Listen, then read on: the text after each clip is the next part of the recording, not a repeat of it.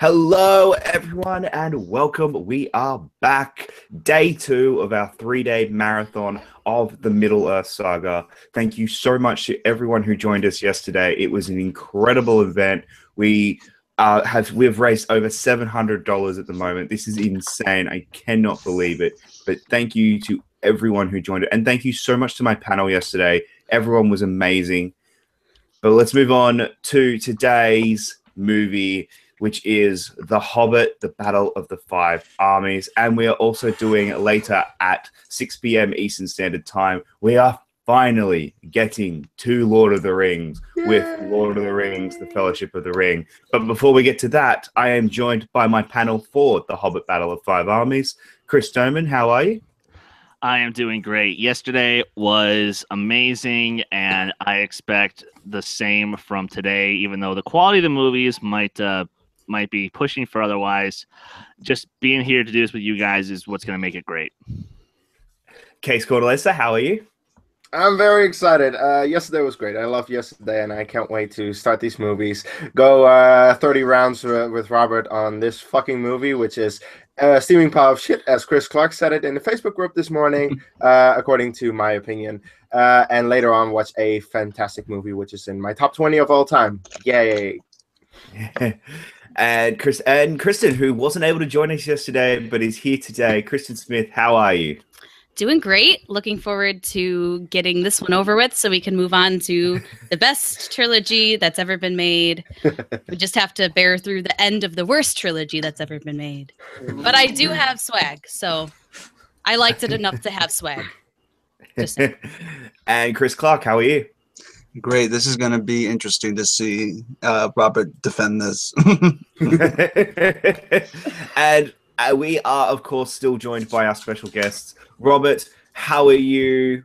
You are the only one here on the panel who I think enjoys this movie. So, yeah, that's probably accurate. I'm here. I had a really good time yesterday. Thanks again for having me on. It was a blast watching some of movies I really enjoy with you guys. And I'm gonna, stand my ground, Sons of Gondor of Rohan. Hold your ground. That's what I'm gonna do for the next 2.5 hours. So I actually, after we finished Desolation of Smaug last night, I rewatched this just so that I was ready. Just so that I was ready for this morning. So I'm pumped. Let's go. So just to people playing the home game, that means Robert's watching this movie twice within 24 hours. Yeah. That is dedication, and I respect that. That's not the first time I've done that with this movie either. So there is not enough alcohol in the world. Oh, I won't even be doing that with our next charity event, Far, Far Away. Manning Franks, how are you? I am terrified to watch this again because I feel like the more I watch this, the more I'm going to hate it. I'm hoping it can have the reverse effect, but I'm happy to be here and happy to see. This is actually only my second time seeing this film because I just didn't care enough about it in theaters to see this a second time. Same. Same. Which is ironic because I saw the other ones multiple times, but not this one. So hopefully my opinion will change slightly, maybe for the better. We'll see. Probably not. One can hope. All right, guys. Well, do we start this? Yep. Yeah. All right. Let's go. Guys, we are starting the Hobbit, the Battle of Five Armies. Have timers are all at 000. We go live in 5, 4, 3, 2, 1. Click play. Once again, Warner Brothers logo. A classic. It's almost like these movies are all made by the same people. Well, funnily enough, functional company if we're looking at recent events. Oh yeah. Well, but here's the thing: Warner Brothers do make really, really good movies. They're just shit with one particular franchise. That's the wrong franchise, though. Come on. Stay on target. We are keeping this going. Chris. Hells yes. We apologize for anyone who is actually playing the Take 3 drinking game. You'll be dead in 10 minutes. Take 3 Productions does not advise to play the Take 3 Productions drinking game. Just like Stephen King does not advise to play the Stephen King drinking game. Nope. This is a great piece of music. I'm not gonna lie too. It is. Oh yeah. Just the scene that follows completely bugs the fuck out of me. No, Yeah. it's a good scene. Come on. I don't remember what follows shot is because I've great, seen this first off. movie once. That opening shot is fantastic of the mountain and of Lake Town. Great shot. One It would have been better Okay, if yay, some we have a beautiful great CGI. shot. What? Once again, a Middle Earth movie delivers a great shot. That's not what I'm looking for anymore at this point. We're gonna try and be like relatively nice. And there's You're and the they start only with one. arguably the worst part of Lake Town, which are the fucking master, who luckily dies. Spoiler alert. spoiler. And Alfred, Who doesn't? Spoiler. who No, sadly we're watching doesn't the and extended is version. still in this fucking movie way I more would've- than he should have been. I would have taken the master of Lake Town over Alfred. Useless I mean, yeah, 'cause character at number least one. Well, yeah, because at least he was a likable doofus, whereas Yeah, At least Alfred he was is played just by straight up dick. a likable actor. Yep. Exactly. Also, I think it's kind of funny that I won't Taro. leave you. Oh wait, wrong franchise. Sorry. I think it's At funny this that point, We're off to a great start. Tariel like instantly just becomes the motherly figure, watching Yeah. after all of Bard's kids. Because the Okay, plot cool. demands it. Completely useless character. Oh, I don't know about that. We were talking I- about that yesterday too. Yeah, and I would fight you on that. I hate that character. I don't think Completely trash. I don't think her I character. love the idea of adding the character. The way she was executed just feels so forced. I don't so like. forced in here. I And don't the like. love story is terrible. I don't like. Well, We we know talked that. about that too. I think she is there to serve as a stepping stone for other characters, and I think she does that well. Hey, let's fly over this town a couple of times before actually burning it. Well, he wants the intimidation Yay, factor. dragon! Burnination, the best. Burn it all! Burn it all. Jeez, Oh. I forgot they showed all that. Jeez. Oh, yeah. This- It's intense. Yeah. Oh, I Hey, once Granny. one of my 11 times in theaters, I was the only one in the theater, and I timed out what percentage of the runtime was like action sequences. It was like 68% of the way too entire fucking much. runtime. That's way too fucking Was much. yeah, no, that I will get behind. That's a lot of action sequences. Yeah, that's acceptable in 2 franchises, Fast and the Furious, And that's it. And that's it, actually. 1 franchise. So, But that's the wrong franchise, so. yeah, wrong franchise. Hey, yay, another wrong franchise. Drink. So the Toriel thing, there is one scene at the end that I'll talk about when we get there that they could have saved her character for me, and they chose the easier route. So when Yeah. we get there, I'm like writing a post-it note so I don't forget to talk about it. Mhm. Yeah, I have notes too from my rewatch last night. But yeah, I'll just run through. Tariel, Oh. I think. Yeah. That kills him, and that doesn't happen. Yeah. That Plot hurt. Oh, I forgot For some about reason. that. Jeez, that's dark. Did Bard do that intentionally? Yeah. He couldn't have done that. I He's- hope not, because that instantly makes him a less likable character. Yeah, that's kind of a dick I mean- move. I think he just kind of hoped someone would be there. Well, if it was anyone but the Master of Lake Town, though, Yeah. that's even dicky. That's Alfred, but you know. I still don't like the name Alfred. They No, could have I gotten a better just- name. Yep. It's Yeah. so not. It doesn't fit.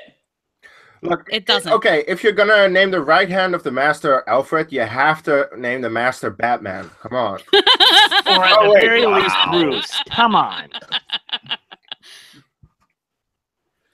I like it. Just Then they cut imagine. Oh, sorry. Go ahead, Jacob. Also Then wrong they franchise. cut to the guys who caused all this shit. Yeah. Mhm. And they're like, well, no point in helping them. Yeah. Well, I mean, what can they do? They're almost a full day's journey away from Lake Yeah, Town. no, They're not that's true. wrong. But it's like they just stand there and stare, and it's like Well, they're Yeah. kind of sad. What else are they supposed to do? I We're mean, their sad, friends and that are counts for their friends are in that something. town. You guys are forgetting that they don't Yeah. know that their friends have Oh, yeah. survived. oh yeah, that's The 2 heirs to the Ah. throne after Thorin. Yeah, Philly, Killy, And- Gopher, and Oin. Yep. Seems It's- like a poor decision. Yep. Thorin doesn't So- care though. Hang on, Well, one sec. at this point, Can we he just doesn't care. can we just appreciate this moment? Kristen just defended the Hobbit for a second. Then Hey, I said I would be nice. And the acting in this movie is not my problem with this movie. I will defend the acting. I think that it was very well done. So it's like 1.5 versus 4 people. Is that what this fight has become? Yeah. I You're said I gaining would try. followers. I said I would try and be nice. I guess we're Oh, even. snap.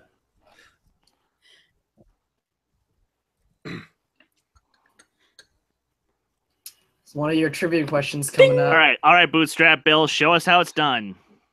oh god, No, that's the other. Also, this scene Um, right here, this reminds me so much of Spider-Man 3 in the Bell Tower. Wrong With Venom, franchise. Yeah. Wrong franchise No. indeed. It's a similar scene. Doll. and Game of Thrones. See, this feels like an ending to a movie or something. Yes, it like does. this is an Indeed. accumulation. Why? And it's like the opening fucking scene.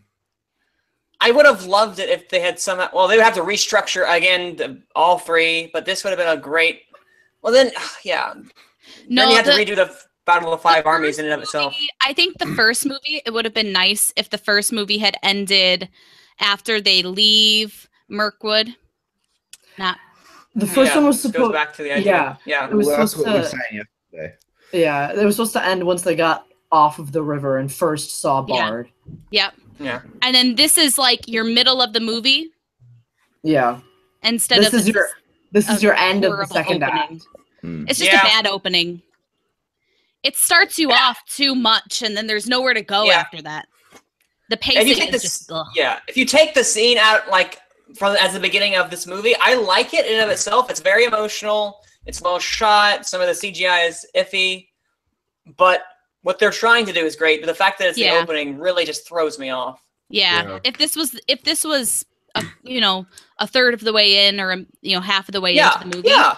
I would like it a lot more. It's just they messed up the pacing of the Yeah. film by putting this at the beginning, and then you can't come back from that. It's just too much. I Yeah. think they do actually. I mean, okay, this is gonna be me for the next 2 Mhm. hours. But I'm just gonna be sitting here saying, I actually like. I agree with part of what you're saying, that the structure is a little off, but I still think that they do a good job with what they do end up deciding to do with the structure and with the writing, the visuals. I think they still succeed with the total 3-film trilogy story, with even including the sketchy CGI and the battle sequences and all that kind of stuff. I'm not going to try to defend that because you can't defend that kind of stuff. But as far as the whole overarching characters and their arcs in the trilogy, I still think this movie does a damn good job. Just shouldn't have been 3 movies. It would have fixed all the issues. Well, maybe not all the Well, issues. not all the issues, but It would have fixed A a good number majority of issues. I mean, it's such a disservice to Smaug just to him to go out in the beginning of this. Yeah. Because, Like a bitch. Yeah.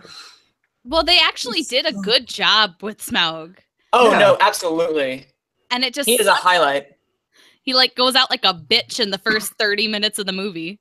Oh, it's in the first Not 10. even the first We 30 are minutes. we are 9 not even minutes 10 into minutes. the movie. 10 minutes Might be in coming 10 up minutes. in 15 It's going seconds. to be 11 minutes. Obviously, I want this movie to be over. 30 Right. minutes. Out. 10 Not seconds. even 10. That's an intense scene. I'm not gonna lie, right here. In Yeah, this is a 5, great scene. 4, 3, 2, 1. We're at 10 minutes now. Okay, And, so you he know- survives more than 10 minutes in. We have that established. Oh, well, good for you. If I think I mentioned this yesterday, but Lord of the Rings is really a story of it's a human story. It's Aragorn, it's Boromir, it's Faramir. I mean, there's hobbits and dwarves and all that good stuff. It's the world of Middle Earth, but ultimately, especially in Return of the King, it's a story of men and their characteristics. The hobbits are a story of dwarves and their characteristics, in my opinion. This is how I view the movies.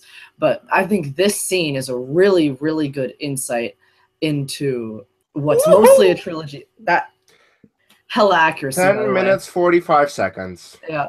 Goodbye, Smaug. We I Yeah. still don't Fuck see how. this movie. See, and he goes out that way in the book. It just feels unearned. Even in the book, it's rushed. I would say even quicker than in the movies because there's so much extended stuff in the bellows at the end of Desolation. Well, the book, this was not the focus. It wasn't action. It was the character, and the book was focused on the Hobbit, not on the dwarves. Yep. Which is one of my biggest issues with these movies. Yeah. Although I would have liked, and he did. Boom. Goodbye. One down, Boom. one to go. 1 down, 4 to go. 5 armies, right? That wasn't one of the armies. 3. Okay. Orcs, elves, men, and dwarves. 2 orcs. Eagles. No. It's 2 armies of orcs. It's the Dol Guldur orcs and the Gundabad orcs. Okay, I call bullshit. I think that they combine. Bring it up with Tolkien. However, the Eagles could be considered their own force. Since In the animated version, it's the Eagles that are the 5th. But in this, the far superior version. I don't know. I like these better. I like that movie too, but I like it better. I grew up on that movie. I watched that movie probably 1,000 times in my life. Okay, this is an interesting bit of trivia. Who is named the two actors who appear in all 6 Middle-earth movies? 2 actors. One of them is Ian McKellen, and then the one double. Kate Blanchett? No, not all of them. Is it Kieran Shaw? She's not I would guess it's the one double. Kieran Shaw. She's in Desolation. She was in like one scene. Manning's right. Yeah, she was in one scene. Oh, it is Kate Blanchett. Kate Blanchett, but she is not in Desolation. Yeah, she is. She's in one scene in Desolation. There's a flashback. She just kind of like, looks at him. Oh, Gandalf. Right when he goes to Mirkwood, and then he has like a. Where he sees the eye. Eye, and then. God, I hate this guy so much. Yeah. See, I know people hate Jar Jar Binks. He's my Jar Jar Binks. He's the Jar Jar Binks of this trilogy. That's strong words right there. I would say and you know what the issue is? Unlike Jar Jar Binks, he gets more screen time as the movies go on. Yeah. Like Jar Jar starts off with a lot of screen time in Phantom Menace, then gets less and less in Attack of the Clones and Revenge of the Sith. George learned from that mistake. This fucking prick gets introduced in the last one, and he has a full role in this movie, which is bullshit. They film all of these like before they all come out. It's kind of if something doesn't work, they don't have a ton of time to redo it. They do reshoots, but there's only so much you can fit. God. Yeah, this is so awful. Yeah. I'm gonna grab another beer then. I'm just reading cast lists instead of. I'm gonna keep myself from complaining too much. Once again, I don't think the romance was done well, but I think it helps serve. I think it helps Killy's character, and I think it helps Longmost's character. I disagree. You don't think it helps Killy's character? No, I think he was fine the way he was. He dies. There's an end game. I'm sorry, spoiler alert. Well, wait, he dies? I haven't seen this movie before, guys. 11 times in theaters. Don't play that with me. I'm sorry. I had you for a second, though. No, you didn't. I think it helps make his death feel like it matters. I disagree. Well, see, now that's the phrase. Feel like it matters, but does it actually matter? I would argue no. It ends the line. Yeah, it definitely matters. Her reaction to it makes me feel like it matters more. I will give Angeline Lilly props. She is makes me feel a character that I don't care about. Yeah, she's trying. She as an actress. You guys are making me want to say stuff about this, and I'm waiting until the scene. So just shush. We have 2 hours between now and then. She sucks, but I want to wait to describe why. It's a specific scene. We can talk about her character. I have a note about Alfred here somewhere. Let's talk about. Yeah, Alfred. we can talk about Alfred. So you guys were talking about how he's like Jar Jar Binks. I think people hated Jar Jar Binks because I mean, people hated him because he was super annoying and just kind of bad. He didn't fit. I would argue that people don't like Alfred because he's just like, not because he's written poorly or because there's no purpose. I think people hate him because he's a villain. So I think Ryan Gage, his actor, does a really good job in portraying the character. Someone in the chat asked if we're watching extended or theatrical versions. For The Hobbit, right now, theatrical. For The Lord of the Rings, we're watching extended. I can't force myself to watch any more of this movie than what was released in the theaters. Oh, that's Percy. He's played by Nick Blake, just so you guys know. No, Alfred to me was a character that they could have just not included, and it would not have helped or hurt the movie. He's just there. I will say, he's fine. The guy who plays him well. The character that was written. But the character that was written is completely pointless. It neither hurts nor helps the movie. And if that's an added character that does nothing to advance the story, then why is it there? Yes. That's my issue with some of these additions is they're just there. They don't do anything. Extending it out. Mm-hmm. Yeah. I would argue the addition of him actually helps me like Bard more. Like the contrast there between the people of Laketown. Yeah, but I don't know. I feel like they're just kind of like forcing it on you that he's like this really good guy. I could have figured that out without Alfred there.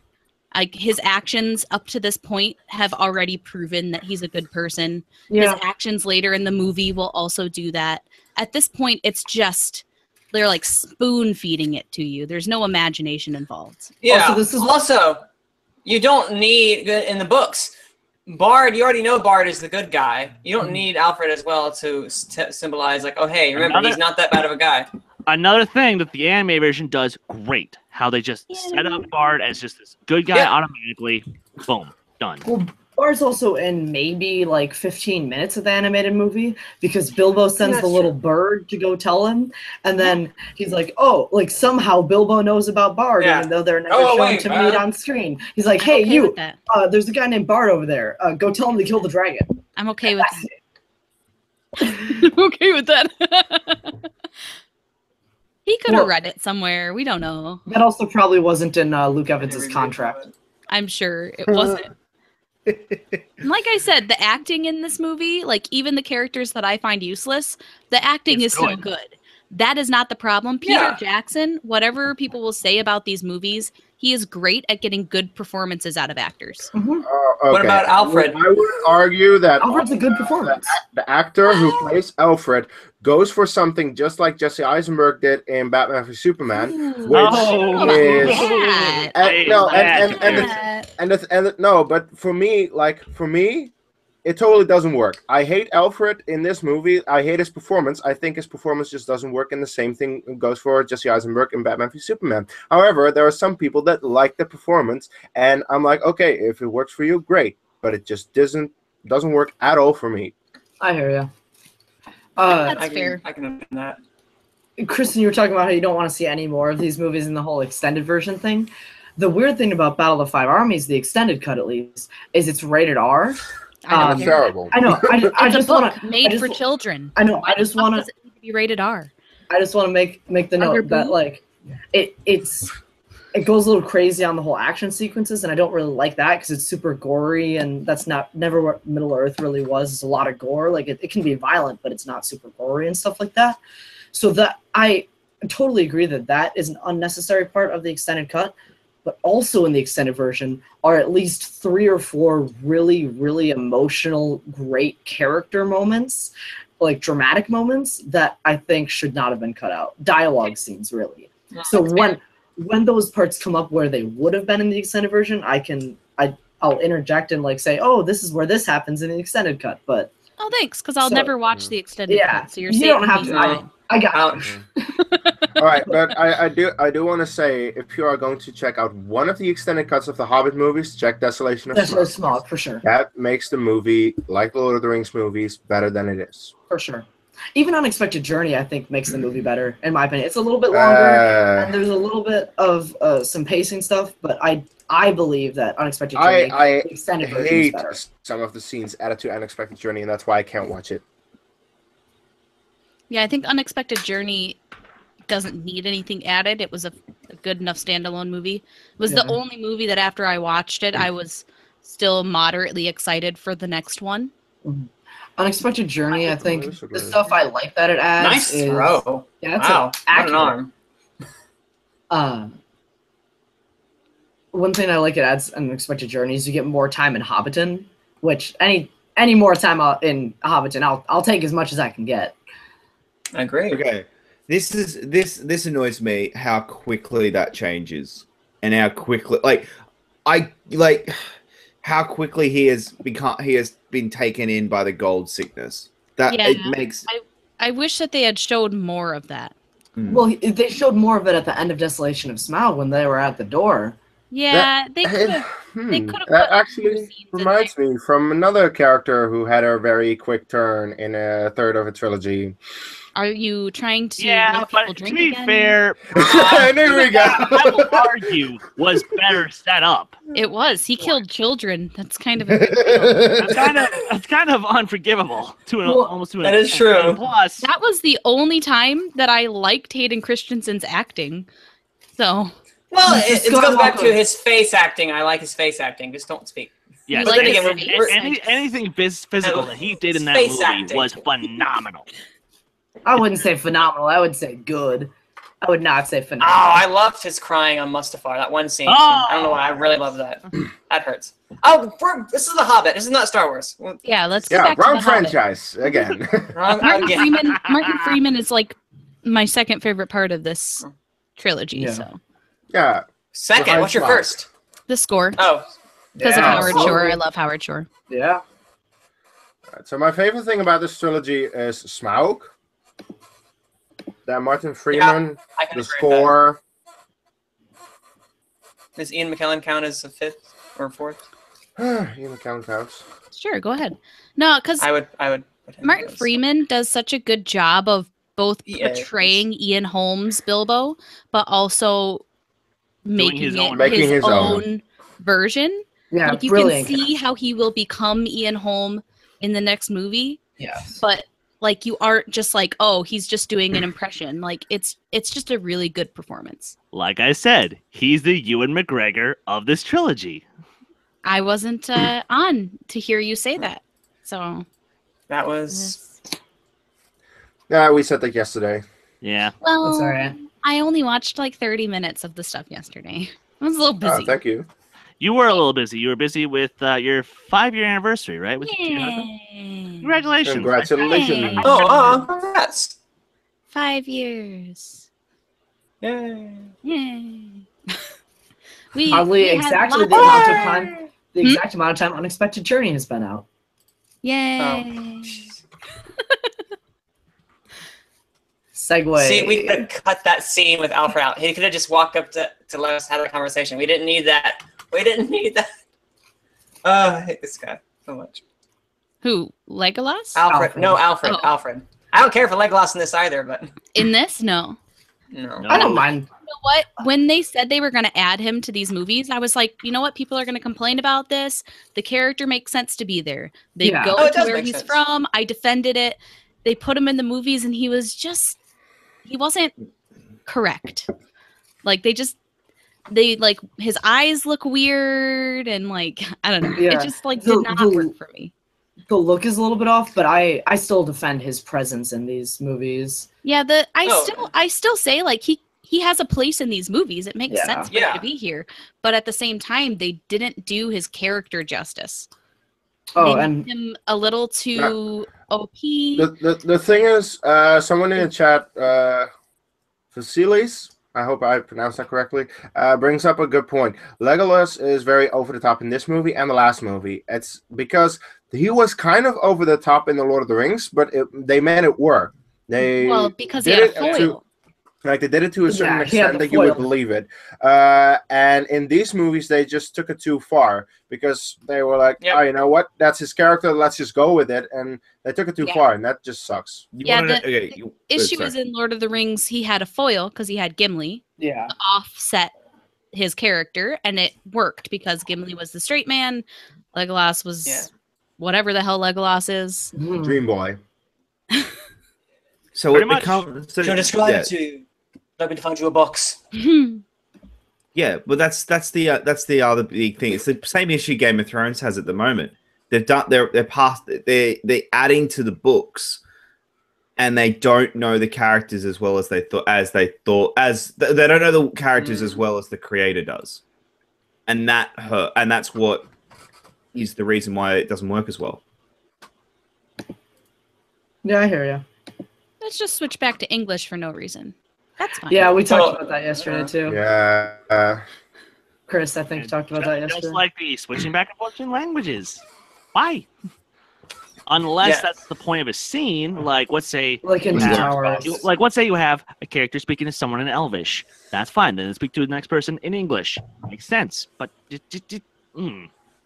Inglourious Bastards has my favorite use of that, where he's talking and then they go, "Do you mind if I switch to English?" They switch to English, and the only reason he switched to English was because he knew that the people below didn't speak English. That's the only time I've ever seen it work really, really well. Inglourious Bastards, yes. This is an extended scene that I think is worth mentioning.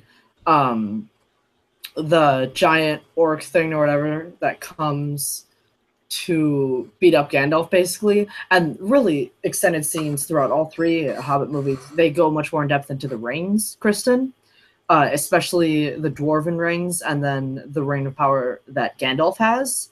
So in this scene, he's got that big knife thing because he puts his hand up on a stone as it is about to cut the ring of fire off. Yeah, there's Nenya, the ring of adamant. But Gandalf has Narya, the ring of fire. Correct. And not to be confused with a magical land. Not Narnia. Yeah, wrong franchise.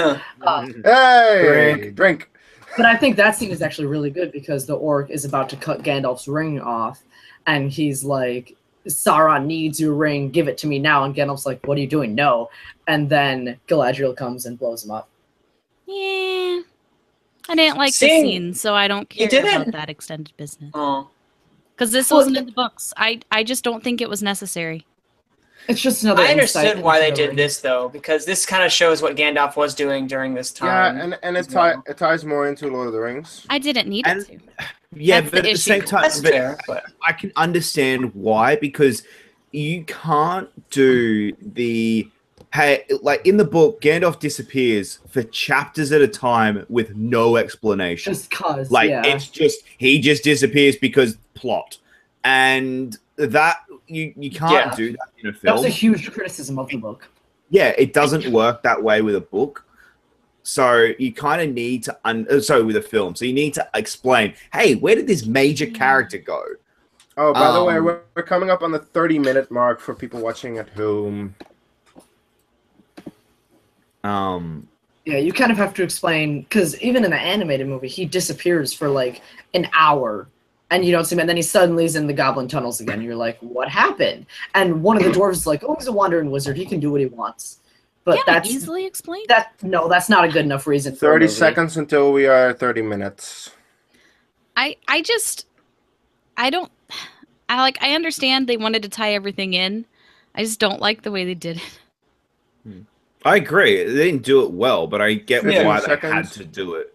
I think they did it well enough. I just think like we'll be some at of the 30 minutes and 10 seconds. this is like some of the cheesiest acting and 5, acting in the entire. To be fair, 2, it's a stunt double because he's 93 years old.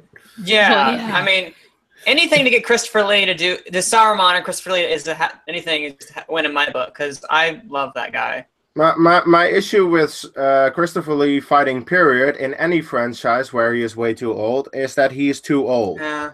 Well, he's you can in tell this it's franchise, which is a big issue for me in both Star Wars and Middle Earth. It's when he fights, it's just like it's a stuntman. It's not him. It's not real. So fuck off. Yeah, you have to extend your reality because he's a wizard. He's an immortal being.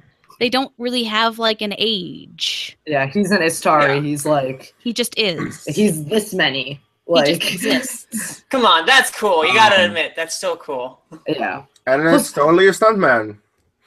So I know, okay. but stunt people have to do. Yeah, but Look Kate, at it that makes actors sense can for the do. character. Are you really gonna give me that bullshit of all the actors too? Oh, da. No, if it makes sense for the character, it works. yeah. Okay, in this case, yes, not in Star Wars though. That's Well, fine. No, Look it at- makes sense in Star Wars too, because he fought in the No, Clone okay, Wars. no. Here's why. Can we Obi-Wan do this in the one day first- when we maybe No, no, get to no. this stuff? I want to No. quickly say this. Obi-Wan in the Just- first Star Wars movie ever made is 60 years old, and he moves like shit because he's old, and that's why I have an issue with it. Because Dooku Okay, is I 20 see. years older. That's why it's bullshit. I get it. I actually really like this action stuff with the Nazgul and the White Council. I think it's a great scene. It's a little, I mean, the color palette is a little bit on the dark side, but, you know. Yeah, it's a little bit BVS. Yeah. It's That's No the wrong second time franchises I've called them. That's the second time I've compared this movie to BVS. No, I was going for the dark Gotta side of the tie force in kind of a thing. Sauron. Here's his tie-in. Sauron got a tie in the last movie too. You gotta give Benedict Cumberbatch another role. This is okay. This is another bit that pisses me off. He Oh, yeah. literally is seeing the return of Sauron, and in the next movie spends a good hour trying to find out who's returning. Well, no, Saruman already knows. Yeah, Gandalf Saruman is- knows. No, He just Gandalf. plays. Gandalf's here. I know, that's what I mean. Gandalf knows. I'm Okay, with you. no. I'm agreeing with you, Jacob. No, here's the all thing. know. Like Gandalf sees it, but Saruman goes after him because he's like, okay, I'll take care of it, and then Gandalf assumes that Saruman took care of it. Yeah. But Saruman is playing Gandalf, and he actually is like, no, I'm gonna join Sauron, but I'm gonna keep that a secret from you, and that's why he finds out later. I do. Yeah, it makes sense why Gandalf would go looking because he's like, oh, it can't be Sauron. He was destroyed when Saruman went after him. Nah, I just think it's all a little too like everyone was all a little too Convenient. surprised when they were like, "Yes, he's coming back." You just saw him. So it's Yeah. quite possible he's coming back. Don't look so. It's a little on the nose. I understand what they were doing by making this kind of like a prologue or a prequel to much more to Lord of the Rings than The Hobbit actually was, but they went a little bit too on the nose. The idea in of itself, I like to tie them a bit more together, but the fact that Sauron had this big of a presence and we Yeah. had the Nine make that big of a presence, it could have made a bit more of a mystery. Well, if it was more of a mystery, people would have just been like, oh, it's fan service. They should have done it more. No, no. I definitely think that's an argument that would have been made. Is, oh, they should have just tied it in completely. It's just stupid references. Like the whole Gimli thing. Like, a lot of people complain that that's just fan service, even though they're just trying to connect things together. I think this whole thing's Yeah, and it's just bullshit that, oh, the reason that Saruman is with Sauron is because that. And that's bullshit. technically it's because he takes a Palantir and then the Palantir You know? corrupts his mind, but that you can't explain that in a movie apparently, even though they did in the Fellowship of the Ring.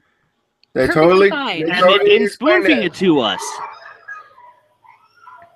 And that's I mean, it looks cool, that's fine, but Lord of the Rings explained a lot of this stuff without the exposition, without the spoon feeding, and this is just like, you're too stupid to understand, here you go, here's all of this. It's a I kids think Lord of the movie.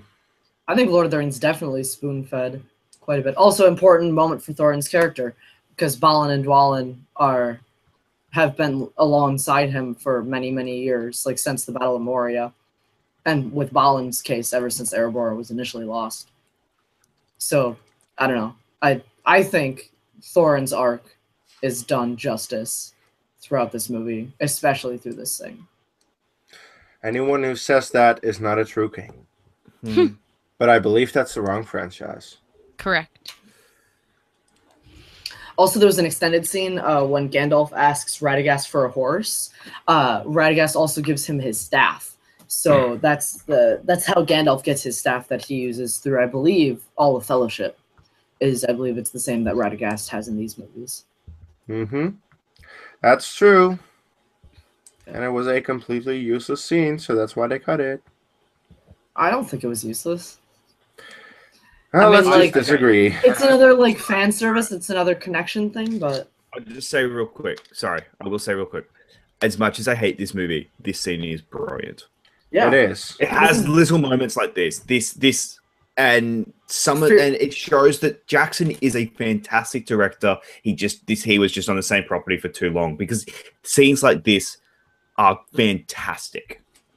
This is one of, in my opinion, this is in the top 3 scenes in this entire movie. In I this think it entire is. trilogy. I think No, yeah. I think it's number 3 in this movie because if we're counting extended cuts, because in the extended cut, Thorin's funeral is heartbreaking. Mm. That is an amazing scene. If you have not seen that, I don't care if you're not going to watch the extended versions. I don't care if you're just going to like let somebody tell you about them. Watch that scene. Watch the funeral It scene. shouldn't have been cut. I don't know why they cut that. I think that's stupid. Yeah, I agree. That's that was a big complaint for me, is that they wanted it to feel emotional and then they just moved along. Mm-hmm. And then the other really, really good scene is when Dwalin is confronting Thorin. The sequence from when Dwalin confronts Thorin and Thorin threatens to kill him, all the way until Snap! Thorin goes back to the way he is. Or he was. I mean. It's a nut. He was It's actually- playing with his nut. Sorry. An acorn. Get over yourself, Case. I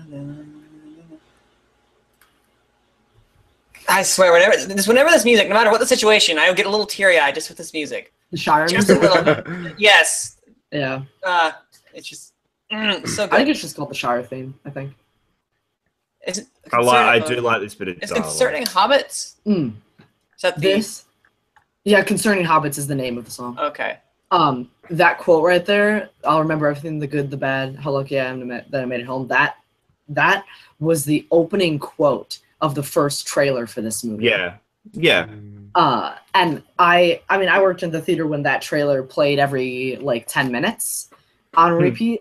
So for a couple hours, I would watch this trailer probably 100 times every night. Well, just because I had to, because I would just listen to it while I was working. I've had the same problem with trailers to movies that just get shown every single time that you go to a movie, because I go to a lot of movies and then every single time you see the same trailer. I've seen the Atomic Blonde trailer like 50 times. I like it. It gets tiring. So when I worked, because I worked in the theater as well when this one played, we have so many people who just work in theaters.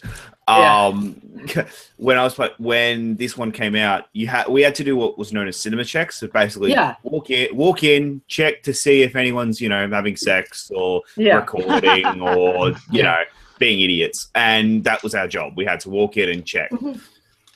The 3 times that I walked in, and I worked the day it opened, so the 3 times I had to walk in when Smaug dies, the scene with where they rescue Gandalf, and then the last one is in about half an hour or so when they do something else. I can't remember what the last one was, but I always remember that it was when Smaug dies and when Gandalf was rescued. They were the 2 things that always I saw all the time. Every time I walked in, I was just like, "Wow, this is great." Yeah, I would be able to walk past the theater, doing theater checks for like other theaters across the hall or something, and I hear a sound effect, and I'd be like, "Oh, that's the part where Thranduil cuts Tariel's bow in half." Like just from hearing one sound, like. I got way too familiar with this movie. No, I understand that. That's me whenever I'm like, by now, A New Hope can be in the other room playing. I just hear one little thing and I'm like, oh, yep, know that part. I don't need to see I did it. that with, actually, that was me. I did that in when Force Awakens was out. Every time I walked past, it was like I knew exactly where it was. Another great Thorin movie moment. This is a great Thorin movie, but it's not. It's a very few Thorin films. We only have like 3. Yeah. So not have much and options. he's mentioned once in Fellowship. Oh yeah.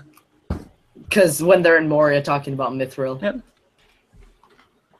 which is actually a big, like, that's one of the things that I think is super underrated in Fellowship, because especially after watching this movie, when you see him give Bilbo the mithril shirt and know kind of like the journey that it's made down to Frodo, I like knowing that backstory, knowing the circumstances in which Thorin gave the mithril to Bilbo.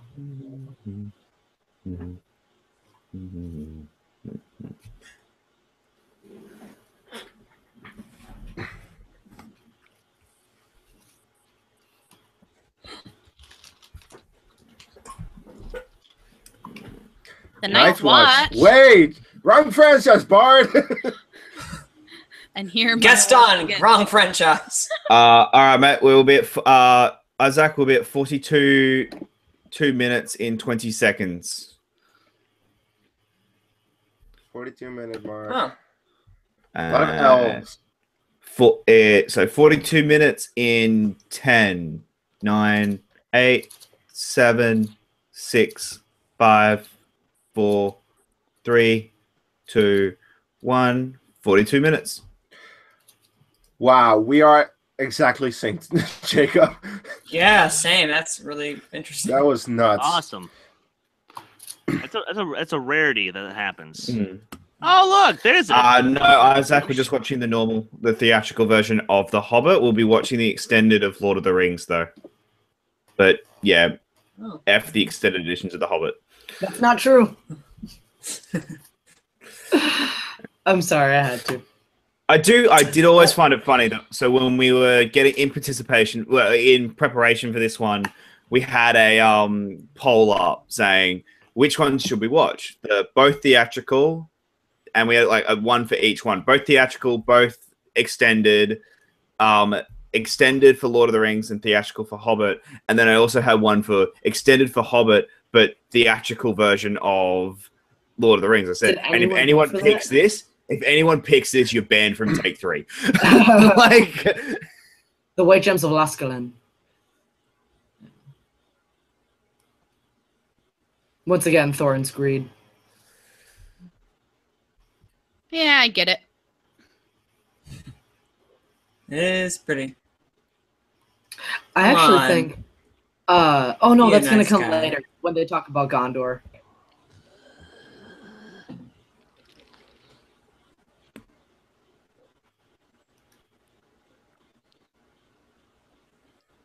Correct.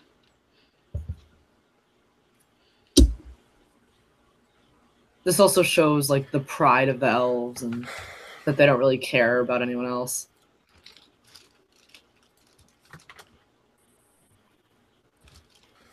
Isaac Horvath, the extended edition of the Battle of the Five Armies is atrocious. It's worse than this version, and I already don't like this one. So yeah, we're watching theatrical. Sorry, man. The battle Well, sequences. plus, how it actually worked was we took a poll, and this is what the folks decided on.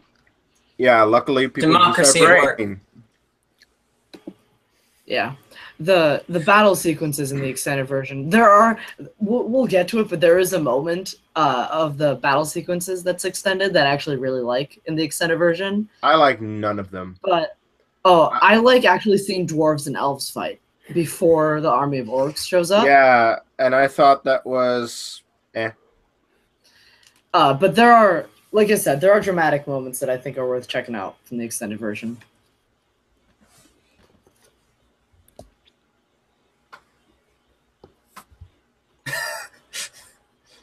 A look of disgust on his face. Yeah.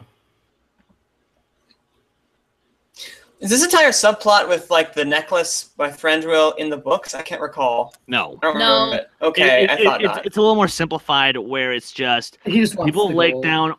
Town want some help, but Thorin won't do it, and Okay. elves just come in just because they're dicks. Okay. Yeah, but I mean, either way, the elves join the fight regardless, whether it's for greed or gems or whatever. I honestly think that this justifies the elves' inclusion even more than the book does. okay. So Thorin says, "I'm listening," and I suddenly think of Smeagol while he's actually saying, "I'm not listening. I'm not listening." I don't know. Manning, is he a liar and a thief? Yes.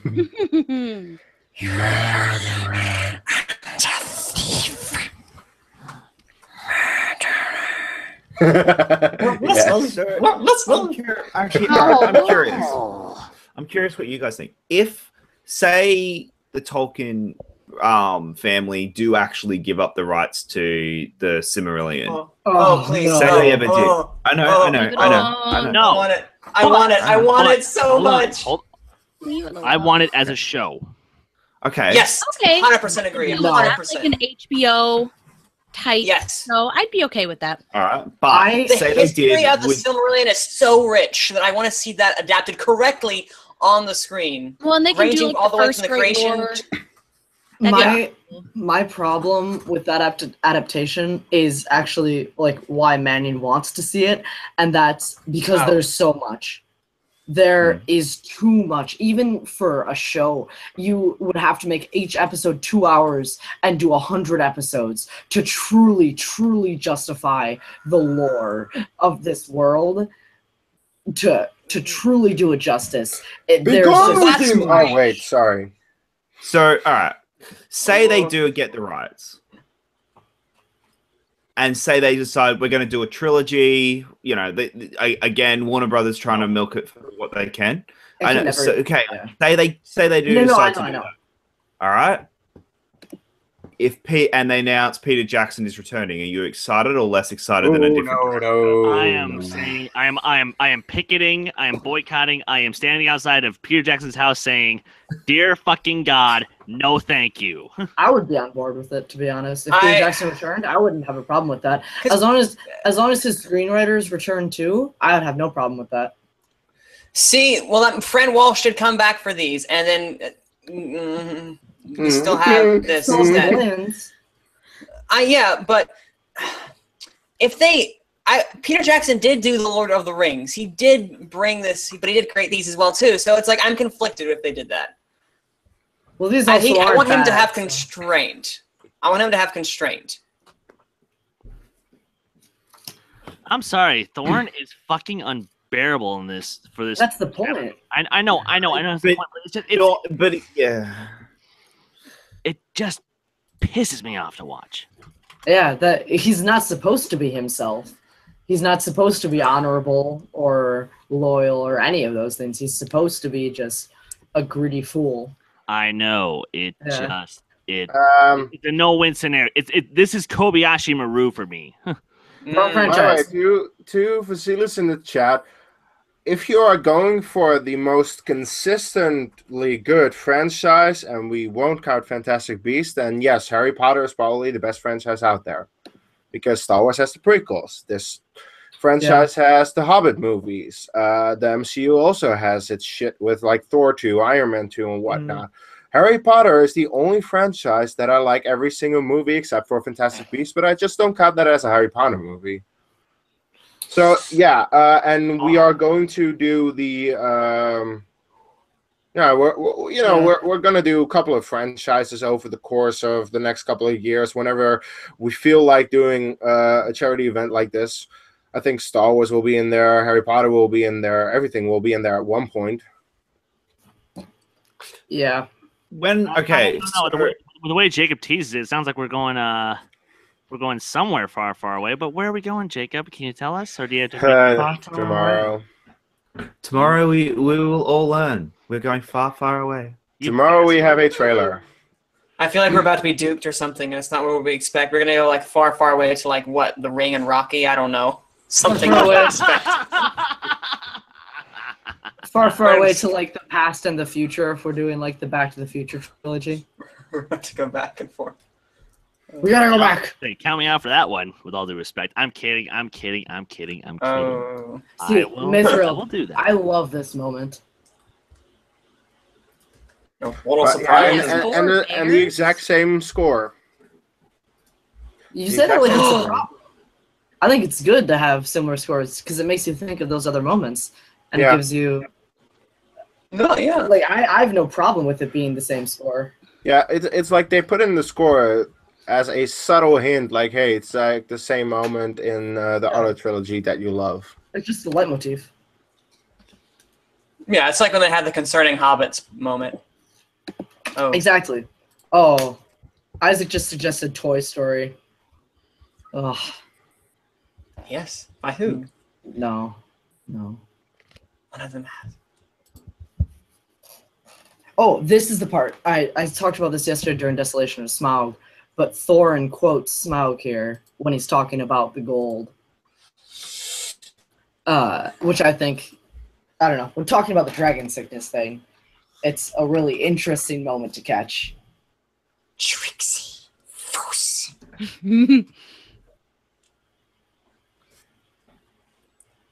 Martin Freeman has the best facial reactions. I think in out of the entire all 6 movies, no one has a reaction like he's like. Yeah. It's Very so over great. the top. I'm okay It with is, but it's so over the it top. works. Yeah.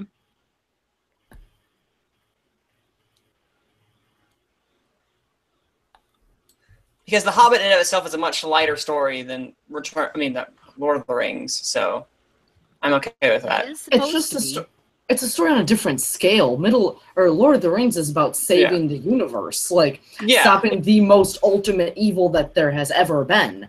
The Hobbits is about reclaiming a homeland and not being greedy and loving and feeling home and friendship and loyalty. It's just a different scale. And yeah, this is a Smaug. Oh. Yeah, I heard Smaug in there. I just realized that. Yeah. No A subtlety. little on the nose, but yeah, I was saying a little on the nose. They ran out of subtlety at the store that day. See, this part a lot of people have knocks on, and a lot of people really don't like the inclusion of the Kingdom of Angmar. But I'm okay with it. Yeah, I like it as well. It just feels like, okay, why not just add it in there? I would have liked a little bit more, like, I don't know, foreshadowing, because it just kind of like throws it right here. Because right now we're getting some exposition, some very, very noticeable exposition about what this is and where they are, why they're here. And it's not like it's super integral to the story, but I also like the inclusion because then you can like open up the conversation more about, the Witch King of Angmar, who does he really serve? Is it Sauron or is it like Morgoth? Or you can get more You're into opening a can of worms. Yeah. You do. Well, they already mentioned Morgoth. Galadriel, when she's banishing Sauron, says, "You have no power here, servant of Morgoth." The Balrog of Morgoth. Balrog of Morgoth. What did you say? Sorry, that's a different. Same franchise, though. Same franchise. Same franchise. This time. Yeah, same franchise. It's a spin-off song.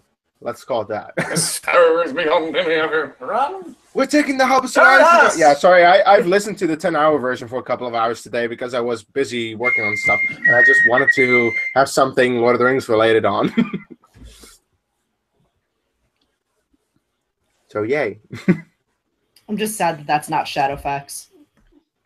Oh. Well, It shouldn't have been. Yeah. No, I know that it made sense. He stole Shadowfax from Theoden, so it definitely shouldn't have been. Yeah. No, I know. I was just hit him, Gandalf. Hit him. Slap him.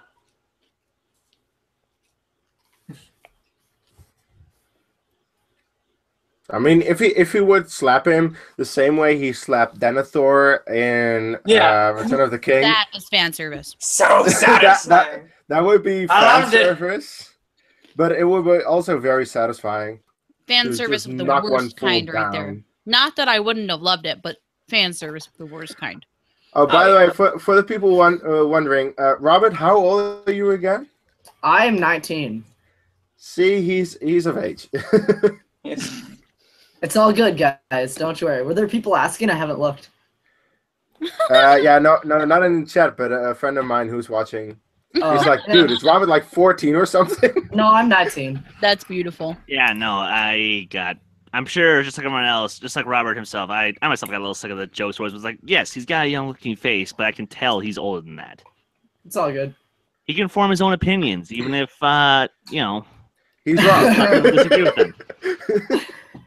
If anyone doubts, doubts me, I'll just challenge them to a Lord of the Rings match and kick their ass. Oh yeah. Jeez. I honestly am scared to challenge you to a Lord of the Rings match. I would As would love I. that. I would love that. I mean, Case. I would love that, but in terms of like Lord of the Rings, I know, but Middle Earth, Middle I'm Earth in scared. general. But Case Now- has unfair now, advantage include because he the writes book. all the questions.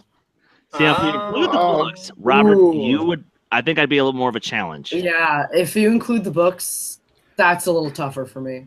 Like, I mean, I know the books, but not nearly as well as I know the movies. Same. Also, werewolves.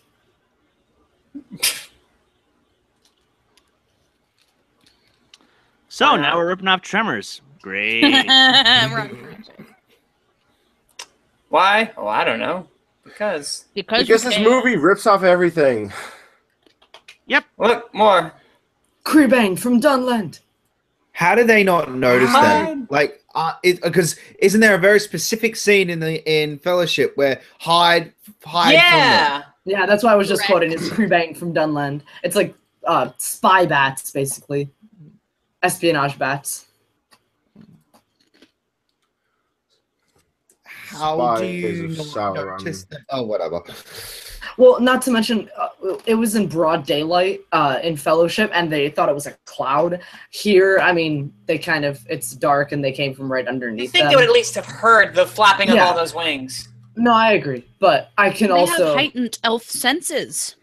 I also understand the differences in the two scenes. It's just it's a jump Also, scare they- for the sake of a jump scare. It This pisses me is off. very reminiscent of the army of orcs marching out of Kirith Ungol. Yeah, Yeah. and Return of the King. Oh, out of Minas Morgul? Wait, you mean Minas Minas yeah, Morgul. Minas That, Morgul? that was the one. Yeah, in Return of the King. Sorry, yeah, I messed up the names. Before they go up the steps. Yeah. Yeah. It's very reminiscent of that. Runners. I also realized today, or not today, a couple weeks ago before the Middle Earth match was. Okay, guys, don't presented. run. You got to save your stamina. That's Yeah. pointless. That was a Kirith- pointless move. Very. Kirith Ungol isn't the only name for that that passage, because Faramir calls it the Morgul Vale when he's talking to Gandalf. Oh yeah. It's like, they took the Morgul Vale. And Gandalf's like, oh, you gotta tell me everything now.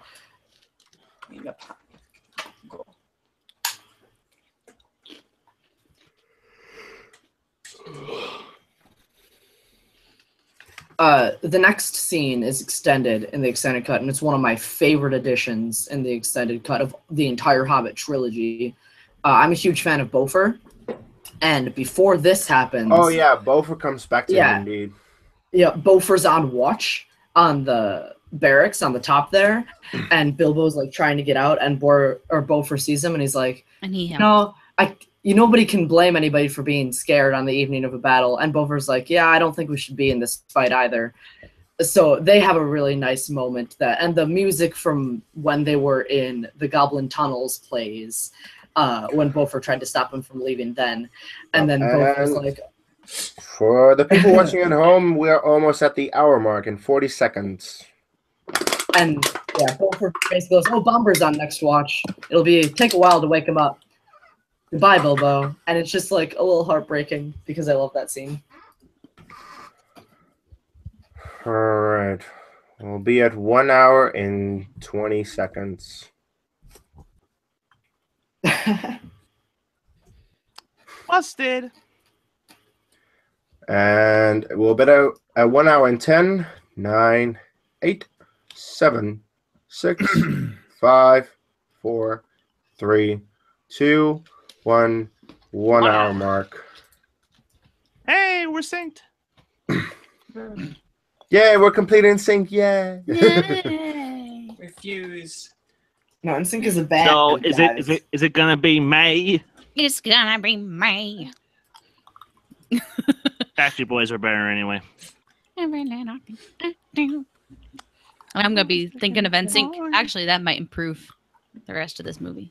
Yeah, That's a that's good my movie. thoughts too. Okay, so if anyone wonders why I don't like these movies so much, this is my copy of The Hobbit. It is from 1973. I have read Oh, this jeez. book so many times. The binding is completely worn. The cover is like falling off. It is something I read in my childhood. My mom read it to me as bedtime stories when I was really young. It is a beloved book. Like look at that binding. Like it literally falls apart. It is taped together. That is why I do not like these movies. It is because they took something that was my childhood and they made it into something that just did not encapsulate what the book was. And the thing about Lord of the Rings was that they added stuff and they changed stuff, but they did it in a way that did not bastardize the original content. And that is not what they did with The Hobbit. They should have named it not The Hobbit and something completely different. Not The Hobbit. Not The Hobbit. This is the Bible of Five Armies. Kind of like The Hobbit, but not really. And like, sure, fine. But it's just the whole Battle of the Five Armies. Let me show you. This is where Smaug dies right here, and the Battle of the Five Armies all the way to the end of the book, and this is everything else. Well, once again, that's not like I think we mentioned this yesterday. Like I agree that they made changes that probably didn't or shouldn't have needed to be changed and things like that, and it's not a super faithful representation. But at the same time, it wasn't necessarily the filmmaker's decision to make it 3 movies, because initially it wasn't. Yeah, initially it was studio interference. It was the original script not written by Peter Jackson. I'm not blaming Peter Jackson for this mess. I think too many people do blame Peter Jackson. Oh no, I don't. I understand completely. This is the studio. It was out of fucking this movie in the ass. It was the change of directors very late in the game. The script was already like mostly written. Mm-hmm. And then it was originally written for 2 movies, and then the studio said no, we want 3, so then they wrote it for 3 movies, and then the director changed. And so there was so much mess with the pre-production of this movie. I understand that it's not entirely Peter Jackson's fault, and I know that he's on record saying that he's not as proud of these movies as he is the other movies. But the studios, they, instead of going for the better product, they went for a cash grab, and I hate that. Yep. But that's not. I mean, that's most studios these days. Like, yeah, no. I mean, that's what Fantastic Beasts was too. I appreciate Fantastic Beasts for what it is a lot more than these.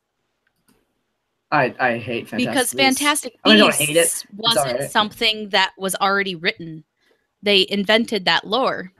And so I appreciate it for what it is, as opposed to this, which is an adaptation of something that already existed.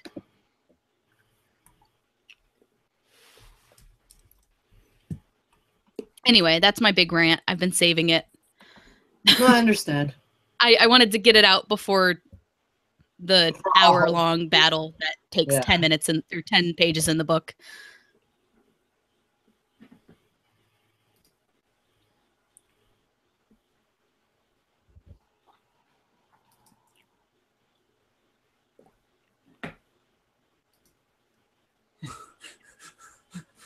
Balin's like, what? Also, why do half the dwarves not have helmets? Like, just, you know. They didn't have enough time in Weta to create that. Yeah, no kidding. Richard Taylor ran out of material. I mean, that's why so much of this is CGI. They just didn't have enough time. Like, all the special, like, practical effects that Weta makes take ages to make. Well, it's because they literally, I mean, they don't import that from anywhere. Those are real blacksmiths working in real furnaces. Oh, yeah. That is all the armor, all the weapons, that's all real made by real professionals. Oh, yeah. I mean, all their everything armor, they made all in the Lord of the weapons. Rings was Sorry. just, I mean, they handcrafted everything. All the armor, all the weapons, all the records, all the belts. Yep. All the squee, all the fanboy, you know, stuff like just.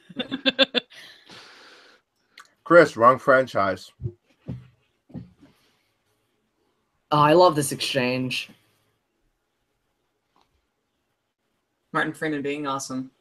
And Thor, or Richard Armitage, I think gives a great performance in this part. Yeah, for what he's given, yeah.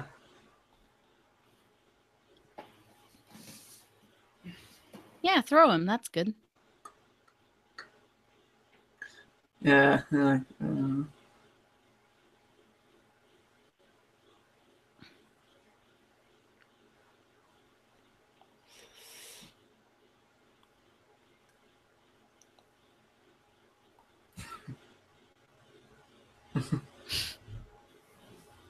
Don't like my idea.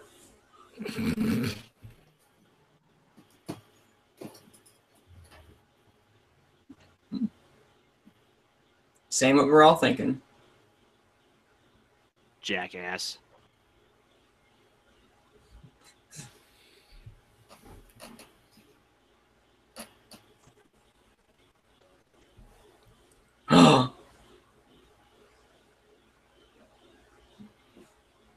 I also really love the look of winter. Maybe just because, like, I see way too many dull and dumb, cold, stupid winters. But I love that Battle of Five Armies takes place in the middle of winter. I love it. That was also a big. This whole scene is a big money shot from the second trailer. The will you have peace or war? And then his response.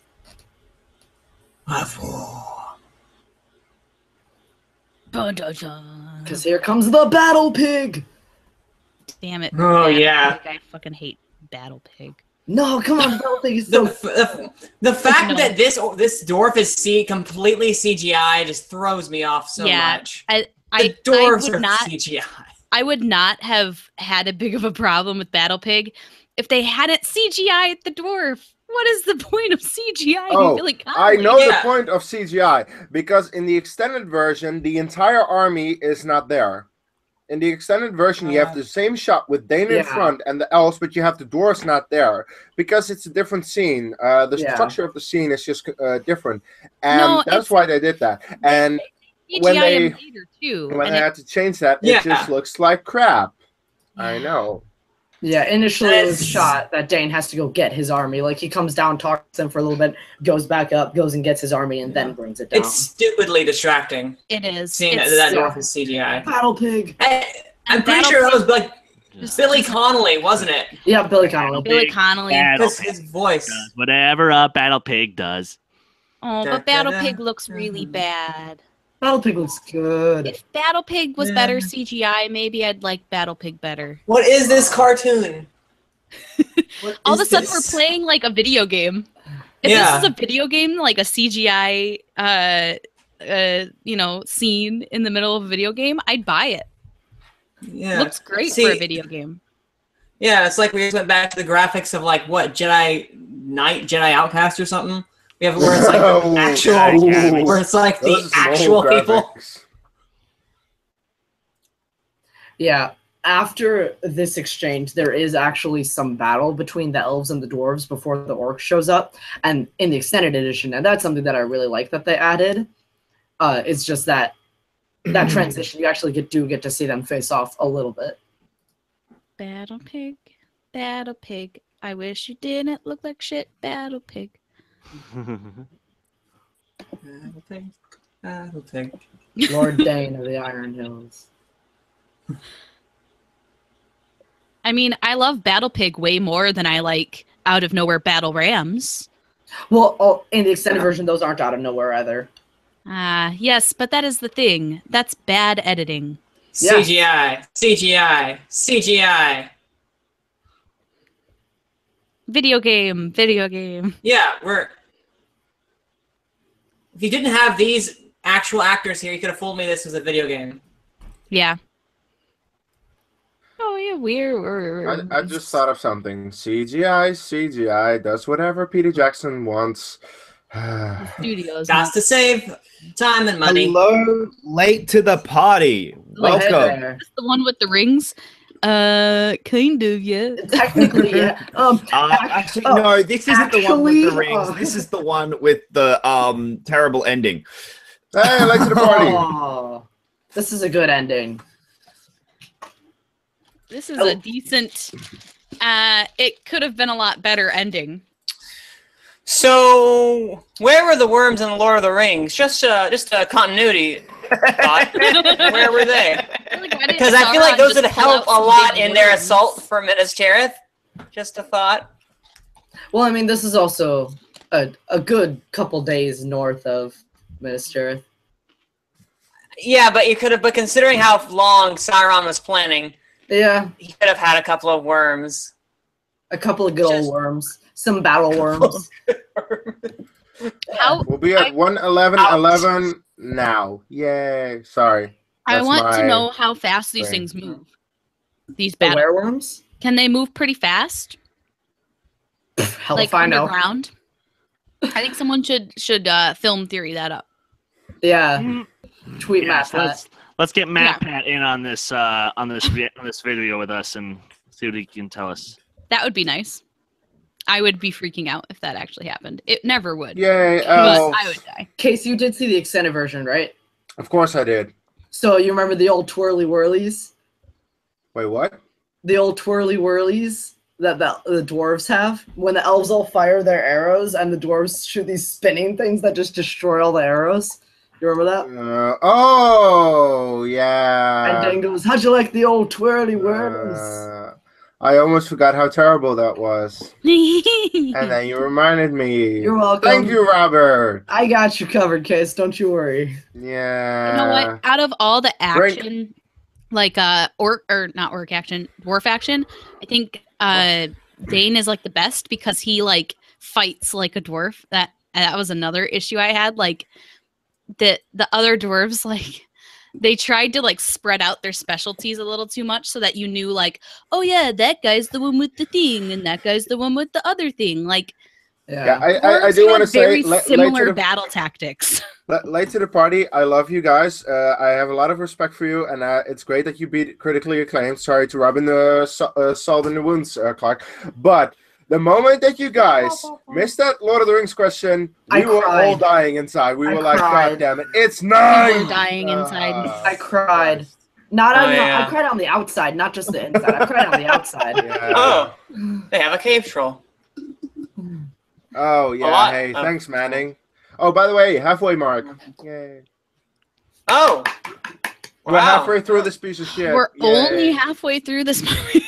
No, it's a wonderful movie, guys. It's great. I have fun with it. I'm holding my glad one of us is. Hold your ground. I'm almost on actually, the first half of this movie is It's just the second half is so.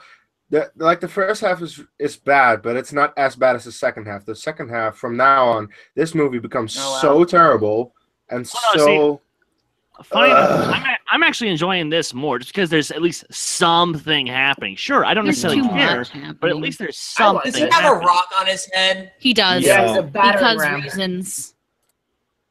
No, this is awful. This whole this is awful. This is just pure CGI bullshit that nobody cares about. No one's invested in anyone here. And it's just for the sake of battle sequence. What I don't like about this is the battle sequences in Lord of the Rings. Peter Jackson like planned them out so that the action was just very well like filmed, and like that's how you should film like this kind of action. And that's not how it is here. Like it's just too like muddled and confusing, and they're fighting on two different fronts, and that's kind of unnecessary, and they could have just kept it all in the one front, and I just think it's too disjointed and muddled and blech. And blech. Yeah, as Michael K would say, blech. Blech. I think that's more like a blarg. Yeah, not Blarg. a blech. Yeah. Hold your ground, hold your ground. Sons of Gondor of Rohan, my brothers. I see in your eyes the same fear that would take the heart of me. Do not quote a better movie to try and make this movie I have better. All three of the best Lord A of the day Rings. may come! I memorized a bunch of movie speeches like last spring just because I was really bored and just memorized movie speeches. So I have like 4 of them from Lord of the Rings. Guys, wait, are these actual people in orc costumes? Whoa! You know what? There are a couple, and they look so much better than the CGI. I know. Version. I'm kind of like, I was shocked for a second. Where are you still around, Alfred? Please, I don't know. I legit why did they waste time on him in this scene? Like, he could have died right when the late master died, and that'd be totally okay. Okay, we're just beating a dead horse right now. We are, but they are as well. The movie really beat it to the yeah. It was just. Well, that was convenient. Wow, what a tree branch ex machina. Wait, is it an oaken branch by chance? No, it looks more like an elm. I guess you can call it a oaken shield now. No. It's an aspen. You can tell by the way it is. Oh, well. Oh, CGI. Oh, the cave troll and fellowship looked better than that. Yes. Yes, it did. That's actually one thing that I do find hilarious is when like a sequel to a movie that is 20 years old or something comes out and the CGI in the modern one is worse than the original. Yeah. It's like, how? They spent more time on it. Oh, God, that should have killed the kids. I'm sorry. Mm-hmm. Yeah. Yeah. Well, that would have been dark. Plot armor. Like, I'm a huge defender of Jurassic World, but the dinosaurs in Jurassic World are more fake than they do in Jurassic Park. Well, Jurassic Park, the dinosaurs were practical. That's why Jurassic World is also like a save for like a few of the long shots with Yeah. Also, drink. Oh, yep. Sorry.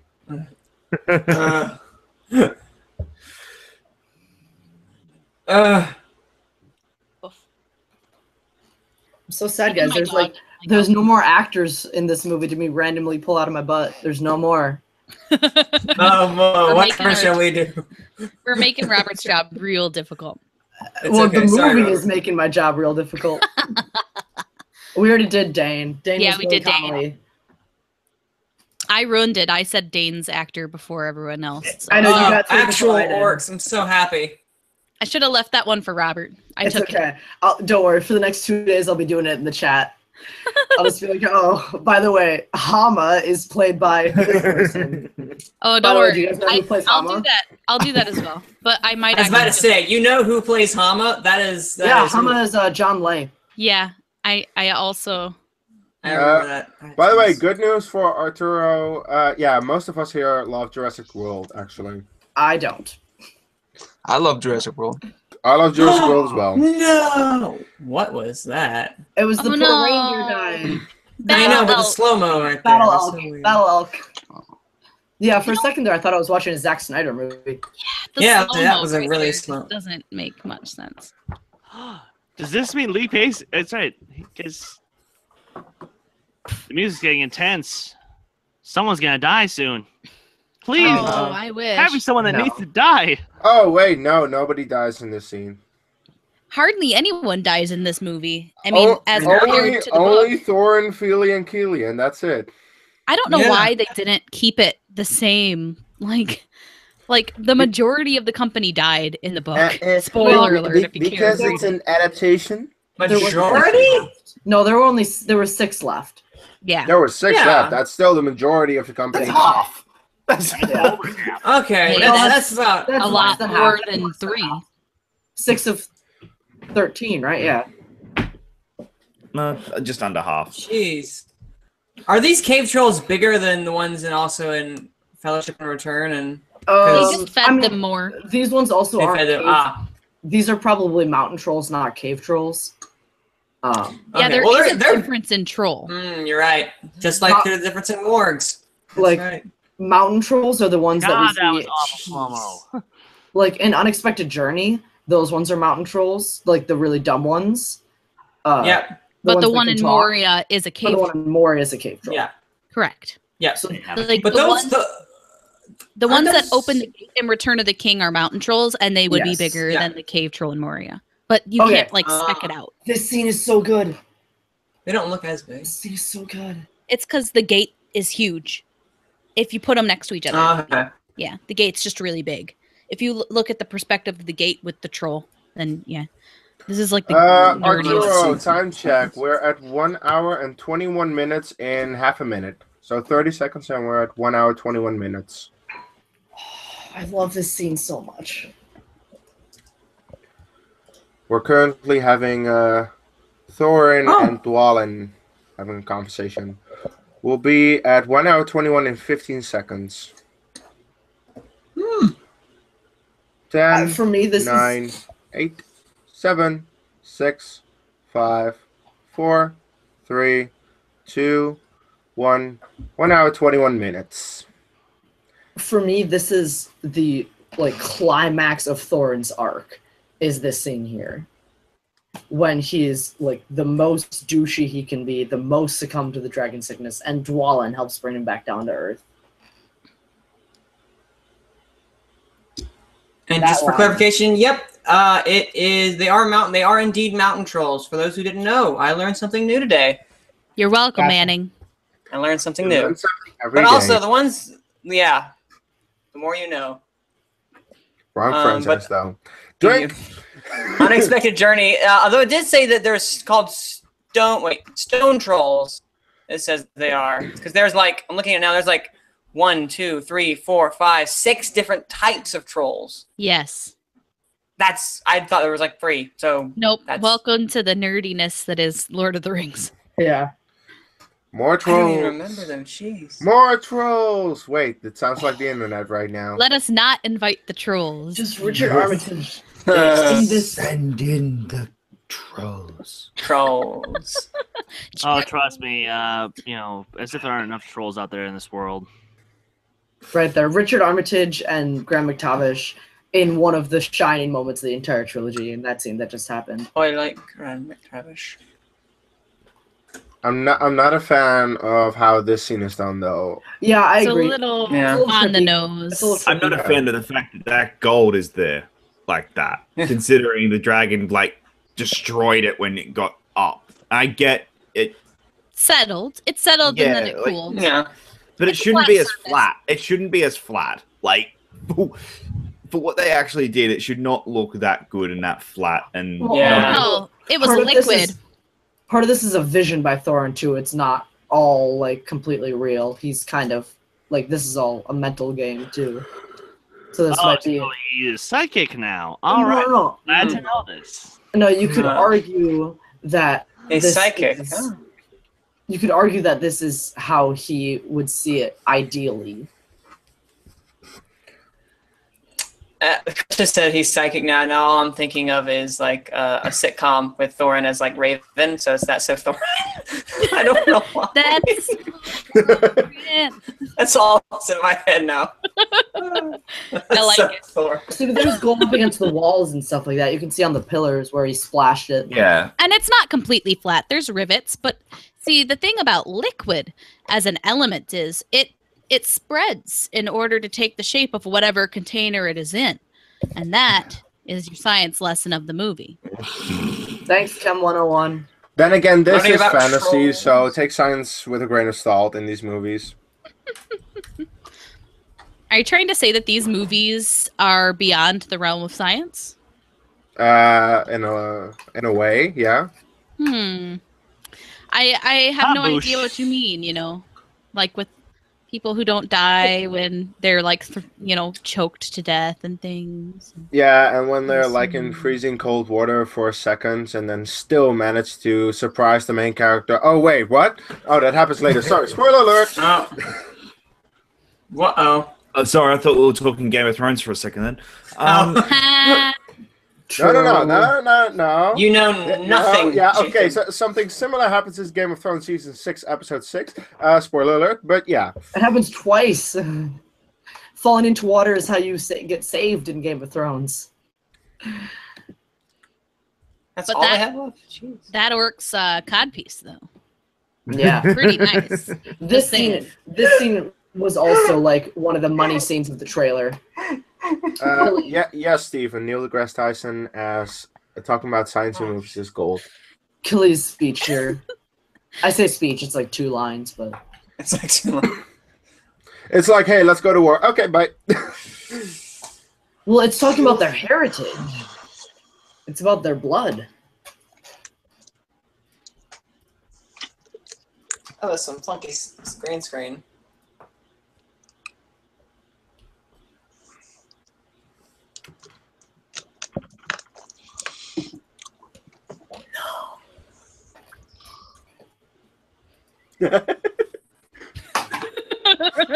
Sorry, Freya. It's my dog.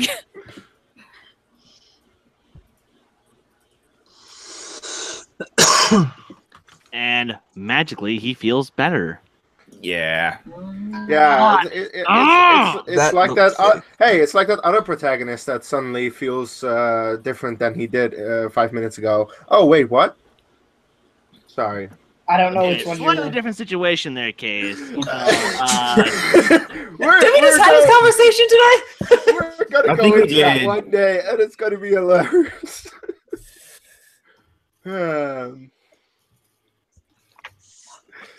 They've been following this whole time, dumbass. Just go out there and kill some orcs. Oh, also, one thing that I wrote down that I wanted to mention, from the trailer, I was talking about listening to the trailer the whole time. I honestly think the second trailer that was released for this movie is one of the best trailers of all 6 Middle-earth movies. Because you hear Pippin's song in the background, and you see Galadriel's hand, and that's how it opens. And then... Sorry, I lied. Pippin's, that's my favorite part of the movie, is Billy Pippin's Boyd's song at the end credits. Yeah. Yeah. So Okay, I now lied. something that is in the actual movie and not in the end credits. Yeah, but what? Yeah, when you hear Pippin's Where did that come from? I'm not saying not One Last Goodbye, or not the Right, last the goodbye, actual but song from Pippin's song. from the Return Yeah. of the King. Yes, that as like an end piece to all 6 movies. I love that trailer so much. Okay, yeah, and I think the marketing for all 6 of these movies was absolutely phenomenal. Oh, The yeah. fact And that's that- why they made the so much fact- box office. Yeah, the fact that after An Unexpected Journey, I was excited to see Desolation of Smaug is insane. The fact that, like, I still wanted to go see it, and then if Desolation of Smaug wasn't, if Desolation of Smaug was terrible, I still would have been excited to see this one. But no, I really enjoyed Desolation of Smaug. Honestly, the thing that got me most excited for this movie was when they released Billy Boyd's song. Mm-hmm. It made me cry. The Last Goodbye. Yeah, I watched it like 20 times in a row. It made me cry. Same. I'm like, you know what? I will go to midnight to watch this. Well, 7 to watch this movie. And I might not like it, but I will wait until that song hits, and then I will like that song. Yeah, Well, that was one thing. Oh, sorry. Yep. No, go ahead, Jacob. So that was one thing that I did notice when we were working in the theater was at the end of this movie, and it did get me. It was, that's it, it's done. That's And Lord of the that Rings, hits and you. yeah, and that hit me the same way that Harry Potter hits. Like at the end of Deathly Hallows, that gets me every time. Mhm. And it's not because it's a well-made scene, which let's face it, the 19 years later is not a well-made scene. Correct. But it has the emotional power. But it has that power of this is it. This is the last time I'll see these characters on the big screen, Yeah. and that's what I love. But the Last Goodbye song. So I was in choir in high school, and at the end of every year, all the seniors get to pick a song to sing for the whole choir to sing at graduation, and we almost chose The Last Goodbye as our senior song, but our choir teacher vetoed it because there wasn't a 4-part arrangement of it, and we got real mad. That's when you just make your own. Literally, that's what we said. Me and 2 other friends were like, we will arrange this so that we can sing this song, and she's like, no, you can't do it. Okay, so I understand why he was CGI earlier, but why is he still CGI? Because the actor wouldn't want to be there, apparently. probably. I mean, I don't blame him. Then get a different actor. I think Billy Connolly. I could be wrong, but I think Billy Connolly did motion capture. Oh no! I think Why? no, that's right. No, they had. I think I remember before he had when at the start of filming he was fine, but midway through filming is when he got diagnosed. Yeah, and that was when it was okay. We're doing. I think. Don't quote me on that. I get it. It sucks that it happened, but they recast Aragorn a week before they started filming. I know. So, but if you, I don't know. But also, you know, it's a it's little also too having Billy obvious. Connolly. It's Yeah. just too obvious Yeah. that it's CGI still. If they had done it better and I couldn't even notice that it was CGI, that's fine. But Alas, no. alas, random battle rams. Yeah. Yeah. Not random. And if now you watch they're the extended gone. version, but yeah, in the extended version, there's more with the battle rams. Oh, There's also- there it is. There's Now also it's- a lot more leading up to when they get to Ravenhill. There's a lot more battle like on the ground. Like in the trailer, you see the shots with like wargs chasing them on a frozen river. There's that action sequence leading up to Ravenhill while they're because Balin is there too, and they have this crossbow thing on rams that are carrying this giant cart.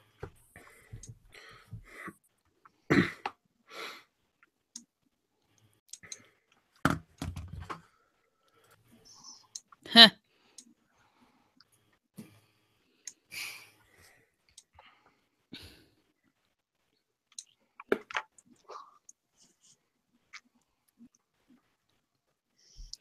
Yay.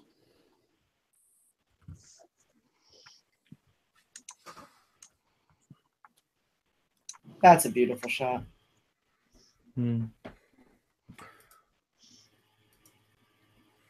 Congratulations. You all just ran into a trap. It's Yeah. a trap. Wrong franchise. Drink. No. Taking the low-hanging fruit there, Case. Yeah. It That was just almost waiting. Too easy. I know. All too easy. Ha! Drink.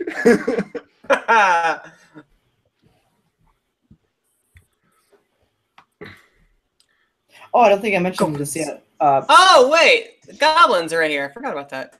For the three-peat, the third actor to be credited as playing Bolg is John Toohey. Jesus Christ. Yeah. Okay, I just saw the most insulting thing I've ever seen in anything ever. What's that? That's it. Okay, okay, it's not the most insulting thing, but it's pretty bad. Robert Pattinson as Obi-Wan Kenobi in the standalone movie. No. No. Go That's not, away. that's not insulting because he isn't really. It's insulting to Ewan McGregor and the story, and it depending on the story they No. want to tell. What? Yeah, if they don't bring back Ian McGregor, don't even do it. Just don't do it. Yeah, that's pretty much. Oh, and sorry, wrong franchise again. Yep. We can't escape it. I'm sorry, I'm checked out of this movie at this point. I'll come back to the movie when Thorin has his big last stand. I am Yeah. I thoroughly, actually like that. thoroughly I thought checked that was in. well done. Well, let us know. You'll be there and back again. Yeah, A Hobbit's Tale. By Bilbo Baggins. And The Lord of the Rings by Frodo Baggins. Frodo Baggins. And whatever's left There's room in the for a book, little Samwise more. Gamgee. I've left a few pages. When in we the get to book. Return of the King, I will tell my story about the. When we get to Return of the King, I will tell my story about the first time I saw Return of the King You got a because good number of hours before that. I have a very messed up story about the first time I saw Return of the King. Oh. And that line of dialogue, there's room for a little bit more, tricked me so much. You thought there was going to be another movie? All right, fuck it. I walked into it. I had not seen the first two Hobbits, the first two Lord of the Rings yet. I had not seen any of them. Because it was Harry Potter. Harry Potter overtook. I could afford one movie, Lord of the Rings or Harry Potter. What one? I picked Harry Potter. I was 10. Respectful choice. Yeah, yeah. I respect it. I respect No, yeah. I don't respect it. Anyway, Incorrect, but still respect a choice. Anyway, so that's why I've adored Harry Potter, and Lord of the Rings has always never been my franchise, whereas in Harry Potter always has. I had also read the Harry Potter books, and I hadn't read Lord of the Rings. So Harry Potter's always been a franchise that I've loved, whereas in Lord of the Rings I never have. Her bow. Now, the last one was out. It was the last one, the hype around it. And me and my mates all went and saw the last one. and we were running late. Ran into the theater. My two mates were in front. They bought their tickets. Ran into the theater. We were going to the 3 o'clock session. They bought the tickets. Ran into the theater. I bought my ticket. Ran into the theater. Walked in, and it was and they were to the part of Shelob.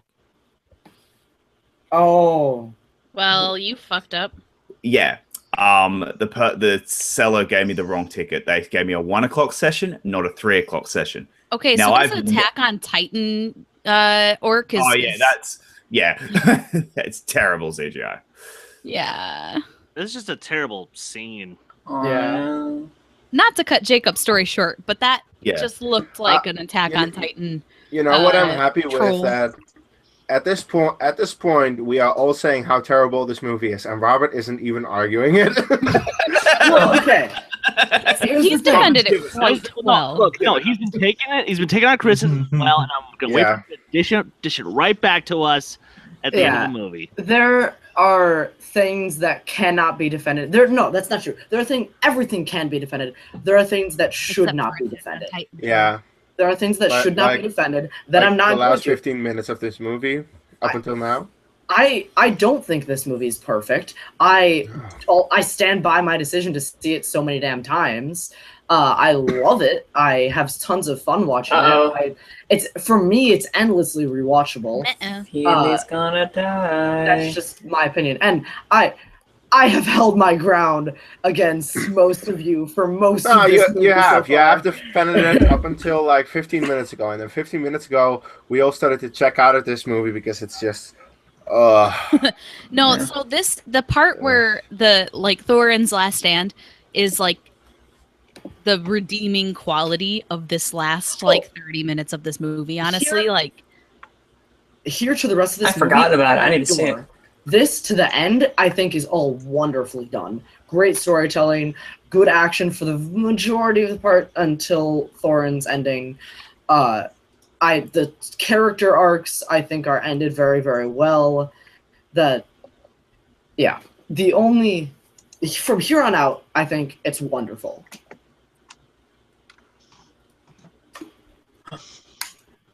Hey, that's the sound the goblins make in Fellowship. Their drums. oh, what a callback! Goblins are never. Yeah. Well, it's the orcs in Moria, I think, because goblins are. I know, Moria. but it's. Yeah, but it's like a goblin. It sounds just like it. Yeah. Okay, I've been waiting for the last day and a half to tell you guys this. When I was learning the actors and names for all 13 dwarves, the way I told the difference between Philly and Killy is after Philly dies, he gets stabbed and falls down, and Killy is killed last. So that's F Philly for falls, and that's how I could tell the difference. Jeez. Right there. Oh, that's terrible. How dare you, Robert? That's how, yeah. Keely is not happy at that. Keely goes Hulk now. Of course not. That's his bro. Oh, good. Robert's gone. We can just shit on the movie. Oh. I wish I cared enough about Keely. Or feeling enough for me to actually care. I was about to say, wait, now before Keely craps out, doesn't he get one more scene with Tariel? Yep. Yes. Right. That is. I will need a few minutes when that scene happens. Thank you very much. Oh, nice. That was actually cool. That's beautiful CGI right there. Just some great CGI. Look at that CGI. It's so nice.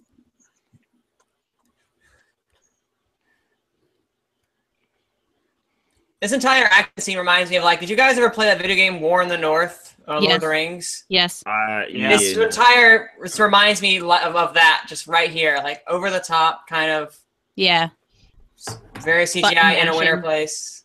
Yeah. Well, it was still a better game than the Third Age, because that game fucking sucked. Yeah. I hated the story. I loved the gameplay. I don't know why. I was a huge Final Fantasy X fan, so I was. Wait, we were getting way off topic. Yeah, the story was atrocious, but. All right, guys, we'll be at 1 hour and 41 minutes and 25 seconds, roughly. Let's give it time update. We'll be at 1 hour and 41 minutes in 10, 9, 8, 7, 6, 5, 4, 3, Wow. 2, Oh, 1. 1 hour 41 minutes. Ah, that's stupid. This bat scene. Fuck this bat scene. Well, Legolas does a lot of Fuck you stupid. so hard, bat scene. Legolas does a lot of stupid stuff in Lord of the Rings too, though. Yeah. Not but as much this though. is- Not This as went much a in these little- films. I Yes, mean, Yeah, this Yes, one just two went too moments. far. there are three moments. There are three, for sure. This How one about went the too elephant far. scene in Return of the King? I would say there's the Oliphant scene in Return of the King. There is him sliding down the shield in Helm's Deep, and there is him hopping onto the horse on the way to Helm's Deep, where he like swings around and then goes onto it. That was a little crazy. Fine. Those are your three Those- Legolas moments. Those things I thought the Oliphant scene I think was the most like unreasonable out of all Yeah. of them, but at the same time Agreed. I didn't have a problem with it. This him like hopping on stones as they fall. This and is complete flying with bullshit the big right fucking here. bat. Like this is just shit. Like, This is just if this is the only one, I could forgive it. I could forgive it. Yeah. But it's There's like a lot. the 10th time it happened in the last in this movie. Oh, They killed Bilbo, guys. Do you imagine if they actually Oh did no, Bilbo's dead. Oh fuck you. Oh wait, Who's there's over- another Fuck series you, of movie. movies that he's in. So just don't worry about it, guys. That'd be a trip. That wasn't Bilbo at all this entire time. You realize it was someone else. Yeah. Yeah. No, like at the end of the movie, then they turn around and they go, "It's not Bilbo." Like another Hobbit has just taken up the name Bilbo, and It that's was like, Lobelia. It was Lobelia Sackville Was it Baggins. No! It was Tom Bombadil the whole time. He didn't. That's why he wasn't in Fellowship. Because he was Bilbo the whole time. Because he was Bilbo. No, and then at the very end, they have the twist, and all you see is directed by M. Night Shyamalan. His ghost name was Peter Jackson. It wasn't. No one would go see a Shyamalan film. Yeah, don't So he decided to distract be him. Peter He's Jackson. fighting. Don't distract him. If you want him to live, But you're get not doing a distracted yourself. good job of it, you idiot. Whoa, Bolg, that's bad. Yeah, Bolg. I don't know. Bolg, Bad touch. Bolg, Oh, jeez. ask first. Oh, ask first.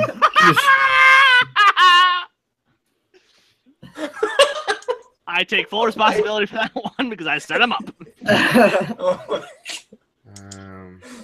He licks his lips too. Oh, yeah. Yeah, she can't die. She has to go back to being the Wasp in the MCU. Sorry. Yeah. Well, orcs are just bastardized elves, so it's not Yeah, that, They it's are. not that far-fetched. I have a quick question. Do you know? Endure. Do you guys know how MCU villains came to be? They were elves once.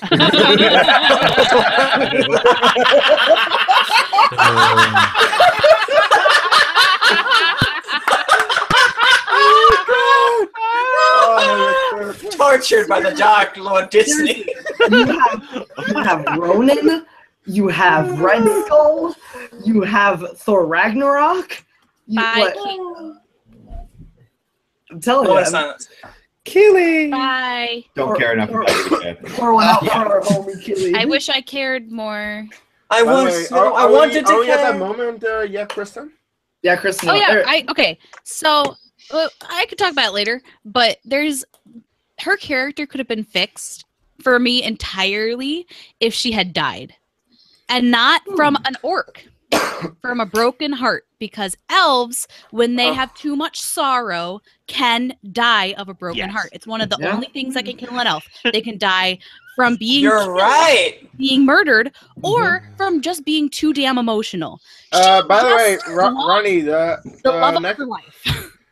hi Ronnie in the chat. The next Star Wars trailer actually dropped today. It was the trailer for Star Wars Rebels Season 4, and it was awesome. So go check it out. We also have a reaction up, so check out Chris and me reacting to the trailer and shameless plugs. Now back to Sorry. not Sorry, Star Kristen. Wars, because that's not what Sorry. we're watching. If they had done the right thing and had her die of a broken heart, I know it sounds like really stupid, but in the lore would have worked so well. I would have forgiven her character in this movie. Oh no. But they went a cheap route and they had her live. Yeah. And You weren't counting your arrows, Legolas? Come on. I just wish that they had like gone the extra step and I incorporated just the think lore in that moment. I think that if they had done that, if they had killed her off of a broken heart, then people would have complained about Revenge of the Sith. No, because About being too was- similar to that. I disagree. It's stupid. It's just they spent a lot of time putting that in the lore of Lord of the Rings in the movies. The entire saga. We are getting to one of the worst shots in the entire saga. Oh yeah, Here we go. Okay. Here we go. No, we're not there yet. No, We're not there yet. We're at this stupid It'll take some Legolas time bit. before we actually get okay. there, but yeah, it's Yeah, terrible. we have to watch Legolas be stupid. But no, that's my complaint with the character. They had a way for me to actually like what they did with it, and they went with a cheap end with her living and going off and doing nothing for serves no purpose. Yeah. We're getting like a spin-off Has film. to be in the next Sorry, movie. Al. Like, yeah. Be like the Lord of the Rings anthology movies. That'd be Warner Yeah, Brothers there's really no going, for we that. are Disney. It just would have been a way for them to extend the lore and like you know, make it feel more like it was attached to the other movies, which I know they tried to do really hard, and it would have been a nice way to do that. Yeah, They I hear mentioned ya. it like 3 times in Lord of the Rings. And thank you, Thorin. Okay, bye. Now Legolas will help him out. In the extended version of the movie, it's not around here a little bit earlier, but there's a scene, I think I mentioned it earlier too, but Biffer is the dwarf that has the axe in his head, and the entire trilogy, he runs around with the axe in his head, and he only speaks Dwarvish. He doesn't say a word, like a single line in English, until in the extended version, he headbutts an orc, and the axe pops off into the orc's head, and Bomber comes up later with it, and he's like, "Oh, Biffer, here you go, cousin," and hands him the axe. And Biffer says his only line of English, which is just, "Oh, you know where you can stick that." I just think that's funny. That's a cute little scene. Yeah. It's just more into the dwarves. And you, especially in the extended edition, you see more of the 13 dwarves doing their fighting. Like, they're throwing axes around to each other, like tossing them and fighting with each other as kin. Uh-oh. Non-existent. This is the Fifth Army coming, the one that Bolg leads. Yeah, okay, whatever.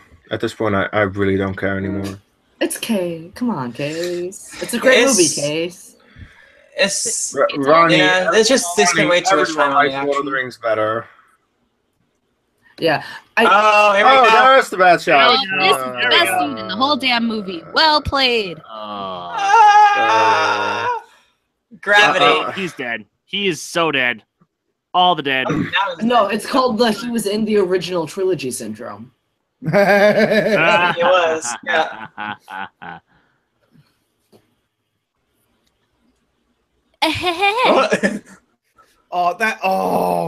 Oh! Just fuck you Ow. so hard, movie. Fuck you. Fuck you. And fuck this movie. Goodbye. Well, oh. Why do you not like Bolg's death there? It's Because just he's Uh, like, I'm just gonna grab another beer. Like, I understand him, like, jumping up on the stones, but, like, him actually dying, I quite like, because in Desolation of Smaug, when Legolas stabs Bolg and he catches it, and then Bolg wins that fight. So I kind of like how the same thing is mirrored here, only Legolas comes out on top this time. Because when they're in Lake Town fighting, Legolas stabs at him, and Bolg catches it in the same manner. Also, this action scene is super underrated. I actually really like this action sequence. I don't. Oh. no. This one's fine. I'm fine with this. Although it feels a That's little fine. bit reminiscent of Eowyn And and the the Witch King. Is this because of his weapon? Yes. yeah. Have you guys seen the video of Peter Jackson trying to carry The that Eagles thing? are coming!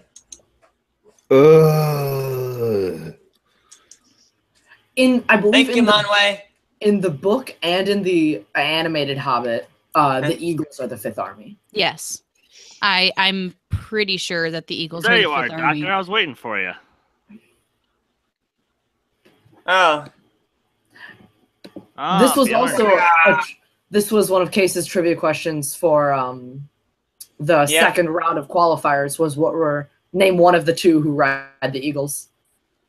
Radagast and Beorn.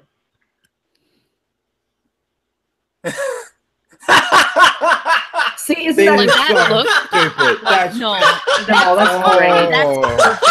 That's great. yeah, that's what I mean. Like this part of it, I loved. I was just like, oh, that's hilarious. That's fantastic. Well I played. forgot about that. He's just like, don't care. But then they kind of run it by having him like come back up. Yep. Like if it had been He's another gotta orc die, that though. came in and killed him, like that would have been Oh, true. fine. Or even Bolg, and Yeah. then Bolg gets killed. But It's just they do like undercut it so a far little bit. fetched that he would So live stupid. through this. I hate this. I really do. It's so stupid. Cheers, guys. stab him! Stab him! Stab him! The Stab fact him! that this is what kills Thorin is the cheapest thing. Well, I would argue Stop. that what kills Thorin is still his obsession.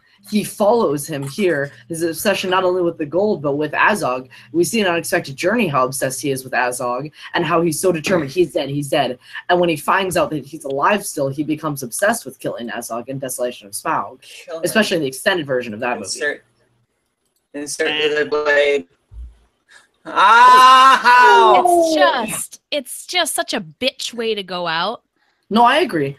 But And I'm like just saying, Thorin, who is like one of the like most badass characters, like to go out in such a stupid way just pisses me Yeah. off. Okay. There's not enough alcohol for this All scene. of that, all right, so all of the other stuff with the ice in it, that's stupid. This bit here where he realizes, fuck it, this is the only way that I can do this. I Yes. actually kind of like this. Yeah, he gives in. I agree. It's just Yeah. the reason It's that the this build-up had to to it. happen, stupid. Just Yeah, you just left yourself open, idiot. Well, he knew the only way to kill him would be Yeah. to No, I'm sacrifice talking about himself, because Oh, the Azog's orc, like, yeah. ah, I Azog got left you. himself open, yeah. Once again, He's like, oh, his wait. obsession.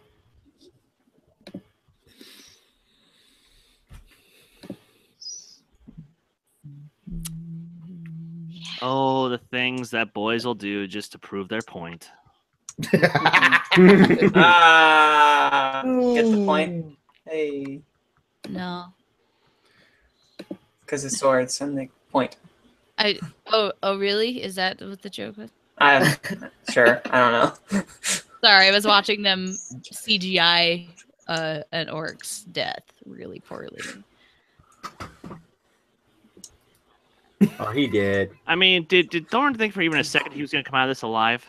No. Oh yeah, Bilbo's in this. I forgot about that. Oh yeah, is this movie about the hobbits? I forgot that this was supposed to be the Hobbit. Hey, Stephen in the chat. I wonder, do you remember it? Because I remember it, but do you? I think you were a little buzzed then. Sorry. Oh, that's a Sidetrack. cool shot. That's a That's different cool. thing for another time. Yeah, that's a great. You see the blood running down the waterfall? Yeah, that's cool. It's a great shot. Late to the part. I've got late to the party winning that. Oh, Wait, I agree what? with that. Yeah. I got late to the party. How is he still alive? How have you not fallen over yet, sir? Well, you know, Yeah, plot He's got to armor. have the dramatic moment of him seeing the carnage that he caused and how this is Yeah, all I his know. fault. He must survey the Okay. battlefields and then Wait, where's the dramatically pool of fall blood? to his back. Where is the And pool of see. blood? Yeah, Arturo, you make a good point. Yep.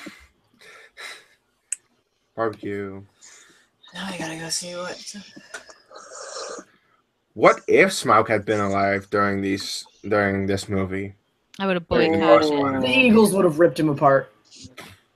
No, it Eagles No. versus dragons. There's okay. If you're talking about like how there's at least that was a dog. Yeah, she Um, disagrees with you. If you're talking like 100 giant eagles against one dragon, yeah, the eagles are gonna. He can't take them Still all. disagrees with you, man. You're upsetting her. Yeah, I'm sorry. She's Also- she's a dragon in a second life, so she's upset about this comment. I love this scene. How Bilbo sees that he's so glad to have gone on adventures. I love that.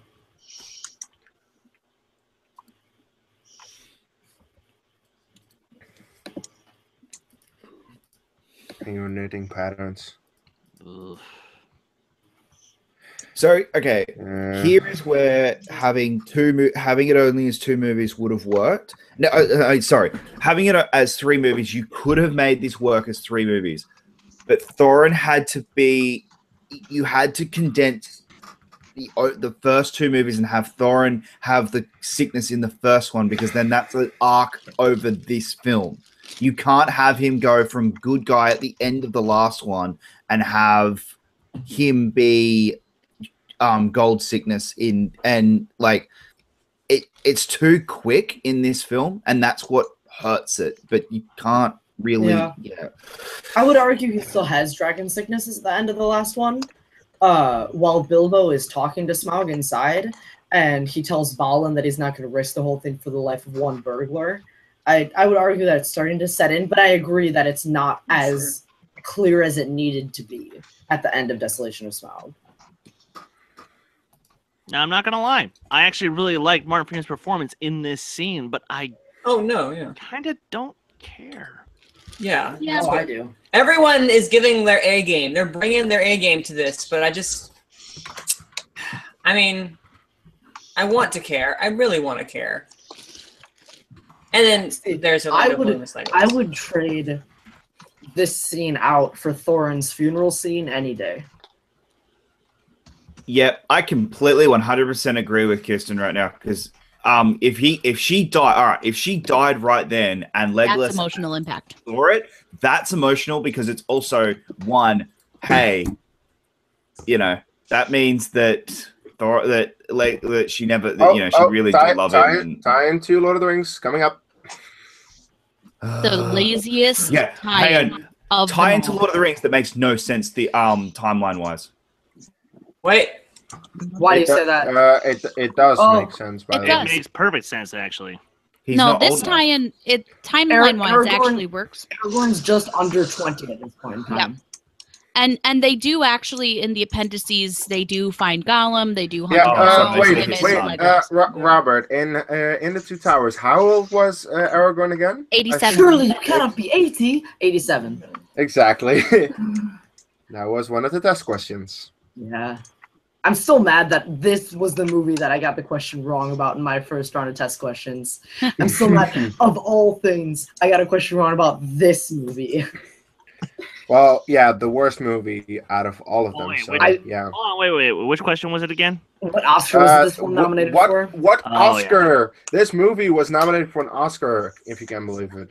I wish it had been none. Sound editing. I think the sound editing is good in this movie. I think it was well deserved. Okay, Oh, yeah, that's fine. the sound work is phenomenal. Yeah, the score is great, the sound works great. But it's just everything else. Everything else is a little... It doesn't need like a best picture nomination or anything like that. You know, But I remember.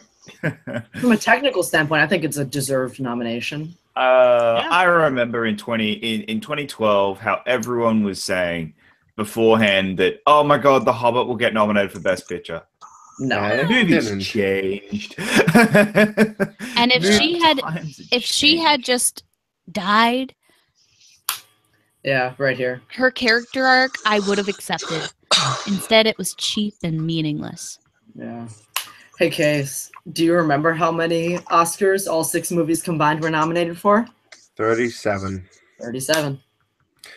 13 for Fellowship. Fellowship of the Ring. 6 for Two Yeah, Towers. 6 for Two Towers. 11 for Return of the King, And then 3 for and 1. Unexpected Journey, 3 for Desolation of Smaug, and 1 for this one. Yeah.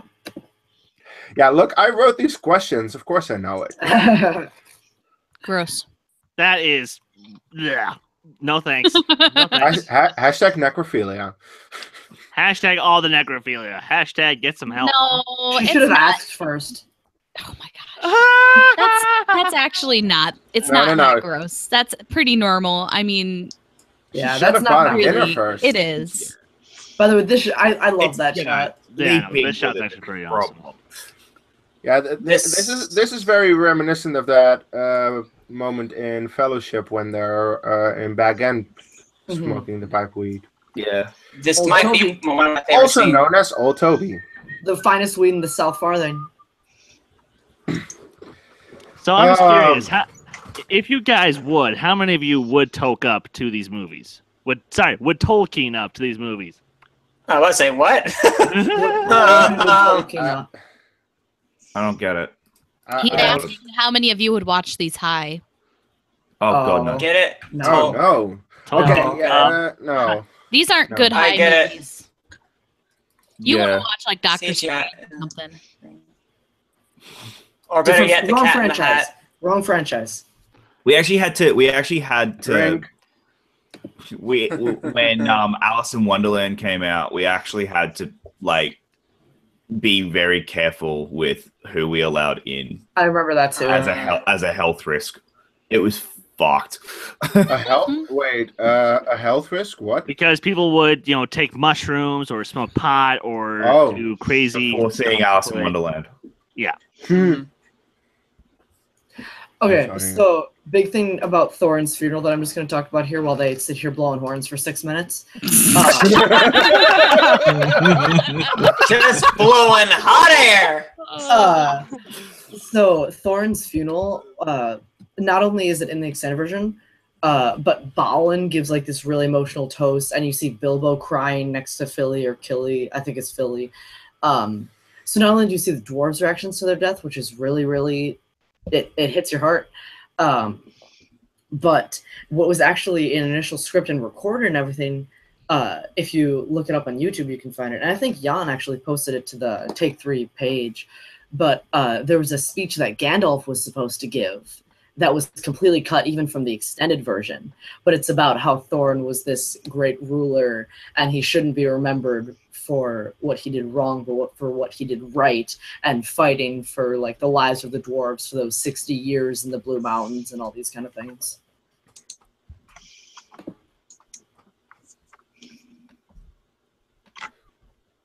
He was a prick, and I never liked him. If he's honest. No, they were friends. yourself? You just They parted in friendship. sometimes your friends betray you. Yes, and then it takes your son to redeem you. Oh wait, sorry, wrong franchise. Oh, drink. So yeah, I'm not even sorry for that one. Yeah, if you look closely here, you can see that Bifur doesn't have the axe in his head in this scene because of what happened in the extended. Also, you see Dane get crowned king. At Thorin's Wait, funeral. who is Bifur out of these? You haven't seen him yet. I'll show you Not when yet. he pops up. He'll pan over. Yep, I'll show. It's the one third from the left. Yep. Oh yeah, that's him. Yeah, Blackbeard. He's got the scar on his head. yeah. Yeah, he except has I wouldn't to have know who he is black because we slash don't, gray we beard. don't actually know anything about him because he never spoke because he don't actually get to spend time with him as a character. Because movie said we had to focus on a shady love story. Yeah. Sorry, Robert. Well, sorry. you don't have to apologize to me. I Oh, would good. say, I'm not. yeah, no. Seriously, the only dwarves that I actually care a little bit about are Balin, Dwalin, and Bofer. I have those out of three. the 13, I would care have about those 3 of them. I would Just have those real- three, but go ahead. Just real quick, Ronnie, you've got 2 people here that are in other countries in the actual video. I'm from Australia, and I'm Dutch. yeah, the rest are all American. I'm basically from Canada at this point. I mean, Yeah, that's you. I can drive south 30 minutes and I can go to Canada. Well, Ronnie, subscribe and you know, we hope you enjoy our personalities and staying around. We don't complain as much as we've been complaining. Well, some of us don't complain as much as we've been complaining. Okay, sorry, what? We'll see. Jacob, cough. Well, just go watch the Smile commentary, and we'll be singing a lot of praises to the movie. Yeah. Go check out our Smile commentary. I was the most positive that I could possibly be about a Hobbit movie. Or wait another hour and watch Fellowship with us. Yeah. And then you'll see me be just the happiest person in the whole world. Yeah, that's I mean, yeah. So say, will anyone be in a bad mood for Fellowship? I don't think so. No. Fellowship is fucking perfect. So fucking good. But it's amazing. Fellowship It is is amazing. amazing. I consider Fellowship perfect. I don't really have problems Fellowship with is my favorite of the three. I Still. agree, Kristen. Fellowship is my favorite. Theatrical release. Extended, I actually give the edge out to Return of the King. I would agree with that too. I think Fellowship is the only one of the three that you don't need the extended version. With Two Towers Return of the King, once you like, it's good with the extended too. Like, I love them both, but once you see the extended of Return of the King, Two Towers, you can't go back. Once you go extended, you can't go back. It's a little bit like that's Black. true. Yeah, especially God fucking damn it! So you're saying extended is the new Black? Yeah, extended is the new Black. Fuck you! You're talking over my favorite theme. Sorry. Guys, look, it's Mr. War. Oh, I don't know his actor. Oh, no. What a failure. His name is Mr. Worrywart. In the extended version of Unexpected Journey, Bilbo feels his tubers. Wink. I don't know his actor, though, but he's in more than 2 scenes, and now I kind of hate myself. Okay. But I'm suddenly remembering another scene, like, you're not supposed to be here. No one's supposed to be here. Wrong franchise. I do like it that they end it kind of on this smaller note. Like, they end it back in Hobbiton. They end it back, like, where you're familiar. They could have ended it The Biliasacto Baggins. We're also about to see the 3rd Peter Jackson cameo. You guys have to point him out during Lord of the Rings, too. Oh, I will. Every single time. Yeah. We forgot the one Unexpected Journey because it happened so quickly. And where was he in this movie? He's about to come up. Yeah. Oh. How'd you miss the Unexpected Journey one? He's in the same place he is in Fellowship, isn't he? No, that's in Desolation of Smaug. That's Desolation of Smaug, You're right. Unexpected Journey, it's literally in the first, 4 minutes of the movie. Okay. No, he's a dwarf when Erebor is attacked. Yep. I thought that he was in Bree still eating a carrot, but he's in Midtown eating a carrot. Yeah. Yep. But no, the picture on the mantle is Peter Jackson in Bag End.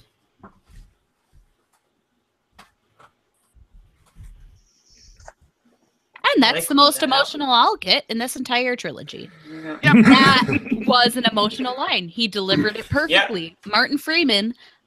Love Martin Freeman. Martin Freeman is the Ewan McGregor of this trilogy.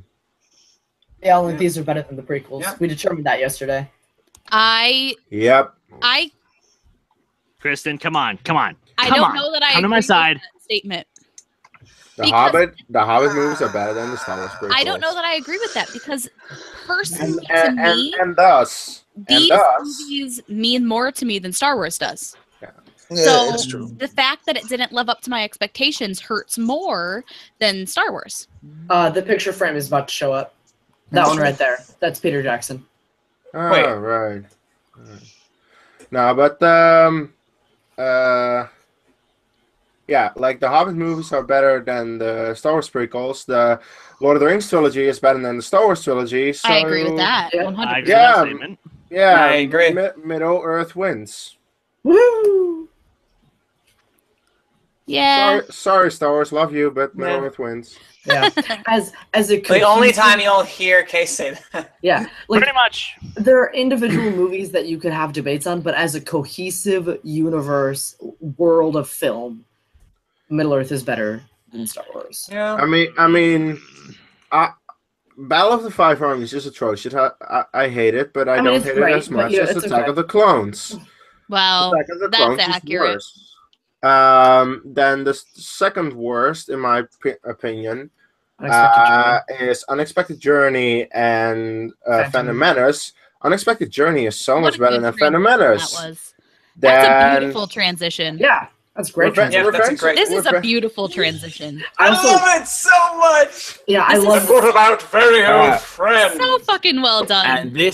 And this is the 19 years later of Lord of the Rings. It works because this is goodbye. Yeah. Yep. Yeah. And that is Well, the only reason it works. And they did it without bringing attention to it. They did the transition. It was a beautifully done transition because you focus in on the ring, you see it, and then you pull out and it's later, and it's just so seamless. Oh, so good. So well done. These are the moments where they excel, as these smaller moments, these smaller character moments is when the Hobbit excels. Okay, and then we're done. Part. We are done. But wait, it's my favorite part. Wait, over my favorite part. Take a few moments to just listen to this song, because this song is Billy Boyd. I this fucking song- love this Billy fucking Boyd. film. 4 people wrote it. Just keep that in mind, people. 4 Yeah, people wrote it. yeah, sure. But The Billy song here. Shut up, Manning. I'm just gonna do this. It's beautiful.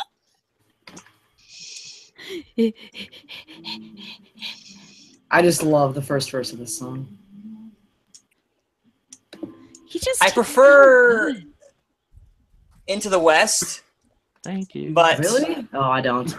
No, Into the West is like so good. No, I think the 3 post-credit songs of Hobbit are better than the post-credit songs. Ooh, no, Whoa, fuck whoa! I am sorry. May it be the Gollum song. Icy Fire. I will defend. Icy Fire is a pop song inserted into here. I am sorry. They do not fit whatsoever. I will defend these 3 songs at the end of Lord of the Rings. You cannot go back on that. I am sorry, sir. I am sorry. I said good day. I'm not saying that I don't like the Lord of the Rings songs, because obviously I do. But I think the cover version of the Song of the Lonely Mountain is amazing, and I think this song is amazing. This song is amazing because it's Billy Boyd. I do want to say one thing to the chat. Movie prequels often have an issue being better than the original trilogy. There is one case where the new trilogy is better than the original trilogy, and that's X-Men. Yeah. Ooh. Yeah. No, that's a debate, and that one's a debate. That's not a. It is 100%. That one's a debate. Both of them, in my opinion, it is. Like First Class and Days of Future Past are better than any of the original 3 X-Men movies. And Apocalypse is enjoyable. It's not bad. It's not particularly great or anything, but it's a decently well-made movie that I enjoy. And I'm like, I enjoy watching the new X-Men movies more than the original ones. Also, Apocalypse is better than Last Stand. Oh, yeah. Easily. Yeah. I could fall asleep to the song easily. Oh my gosh, I love this song. Yeah, but if you fall asleep, then you would miss Fellowship, which we're watching in 40 minutes. Yeah, I know. Segue. I'll be there. Not gonna lie. Outside of Billy, this song is not doing it for me. Billy is the only reason I'm actually digging this song. I actually am not a fan of this song. Oh wow, I like it though. Heathens. It's not Into the West, of course. exactly. Yeah, no, okay, but I like Ed Sheeran, I See Fire more than this. Ugh. See, Case is with me. I See Fire is a good song. Yeah, I See Fire. It is. It's a good song, like it. but it doesn't belong in a Lord of the Rings movie. Yeah. I think it fits the ending of okay. Desolation of Smaug perfectly. It fits Desolation of Smaug, which is a movie that I enjoy, so I'm like, yeah, it's a good song. It's the fact that Ed Sheeran sings it to me that it takes me out of it. The song, I like the song itself and it fits, but if they had someone else, I would have been like, okay, cool. I like it. I really like it. I like it by itself. I have it. So is that 2 Ed Sheeran quote unquote cameos in medieval things that annoy you? Oh, Sorry. I liked Ed Sheeran. I loved Ed Sheeran's cameo in Game of Thrones. That was a great scene. I liked that they didn't get him to actually like act. They just got him to sing a song. Yeah, no, that's nice. Play to his strengths. Play to his strengths. All I right. don't care what you guys say. That's the third best end credit song. I would say that's From Lord of even the Rings. second. The third I best. think, okay, as a 19 year, as same with the 19, as a goodbye for Lord of the Rings, this made people cry. And I can remember because people would not fucking leave, and I had to clean a cinema in fucking 6 minutes, and they wouldn't Sounds leave. about right. I honestly, the first time I heard the song, because I stayed to listen to it, I did cry. My first time, opening night, when I saw this movie in theaters, I did cry. Because this song was the perfect end cap to such a beautiful set of, like, just a world of characters that I adore. And that song just brought all of the emotion out. They released it about 2 weeks before the film released. I didn't listen to it on as purpose. like a music video, and they Yeah. showed like Billy Boyd performing it, and then they interspersed it with I remember that. images from The Hobbit and Mhm. also Lord of the Rings. And I thought that was like so much more impactful than it just playing at the end of the movie. If you haven't seen that, that montage is good. That's what gets me really emotional, is when they're showing it interspersed with everything and like the wrap up of the entire like series instead of just the wrap up of this trilogy. If you treat it as like, this is the last we're gonna find it. Yeah, really well done. All right. Thank you so much, everyone, for joining us for The Hobbit, The Battle of Five Armies. Guys, we got through The Hobbit. We actually got through them. We're still alive. We're still here. Pat on everyone's backs. Thank you, everyone who joined us. Now share, like, spread the word. We are doing the good ones. We are getting to the big ones. We are starting Lord of the Rings, The Fellowship of the Ring in 40 minutes, 37 minutes.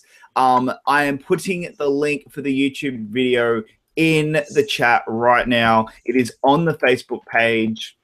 Meet us there in half an hour, and we will talk Lord of the Rings and get ready and watch Lord of the Rings, The Fellowship of the Ring. We are with Rachel Cushing and Chris Galiski. But guys, what were your final thoughts on The Hobbit, The Battle of Five Armies? Kees, we'll start with you. Oh boy, this movie sucks. I hate it. There are a few small scenes, few moments that I appreciate, but overall, this movie is really bad. The CG looks fucking terrible, worse than the next movie that we're going to watch, which is 13 years older. And Battle of the Five Armies, like a 2.5 out of 10. It's so bad. I hate it. Wow. Whew. Oh, All right. Chris, thoughts? Or drink. Chris Clark, what were your thoughts? I give it a 4 out of 10. Okay. Chris Clark, what were your thoughts? I mean, it was a clusterfuck, but you know, it is what it is. I mean, it was enjoyable. It's not the worst thing I've ever seen. I actually like the extended version better. Yeah. Yeah. It is what it is. It wasn't terrible, but I mean, it doesn't hold up to the standards that Peter Jackson presented us with the previous, I would say, 5 other movies. So it's a 6. It is what it is. Bada bing, bada boom. Fair enough. And Kristen, you're probably the most harshest on the Hobbit movies. What were your thoughts on Battle of the Five Armies? I once wrote it was about 10 pages long, complaining about everything I hated about these movies. And that was a summary. So, no, I mean, this is the second time I've seen this movie. And as someone who in theaters watched The Two Towers 15 times, and that was when I couldn't drive, you know, that it says a lot that I don't like these movies. I don't know. It's like a 3.8.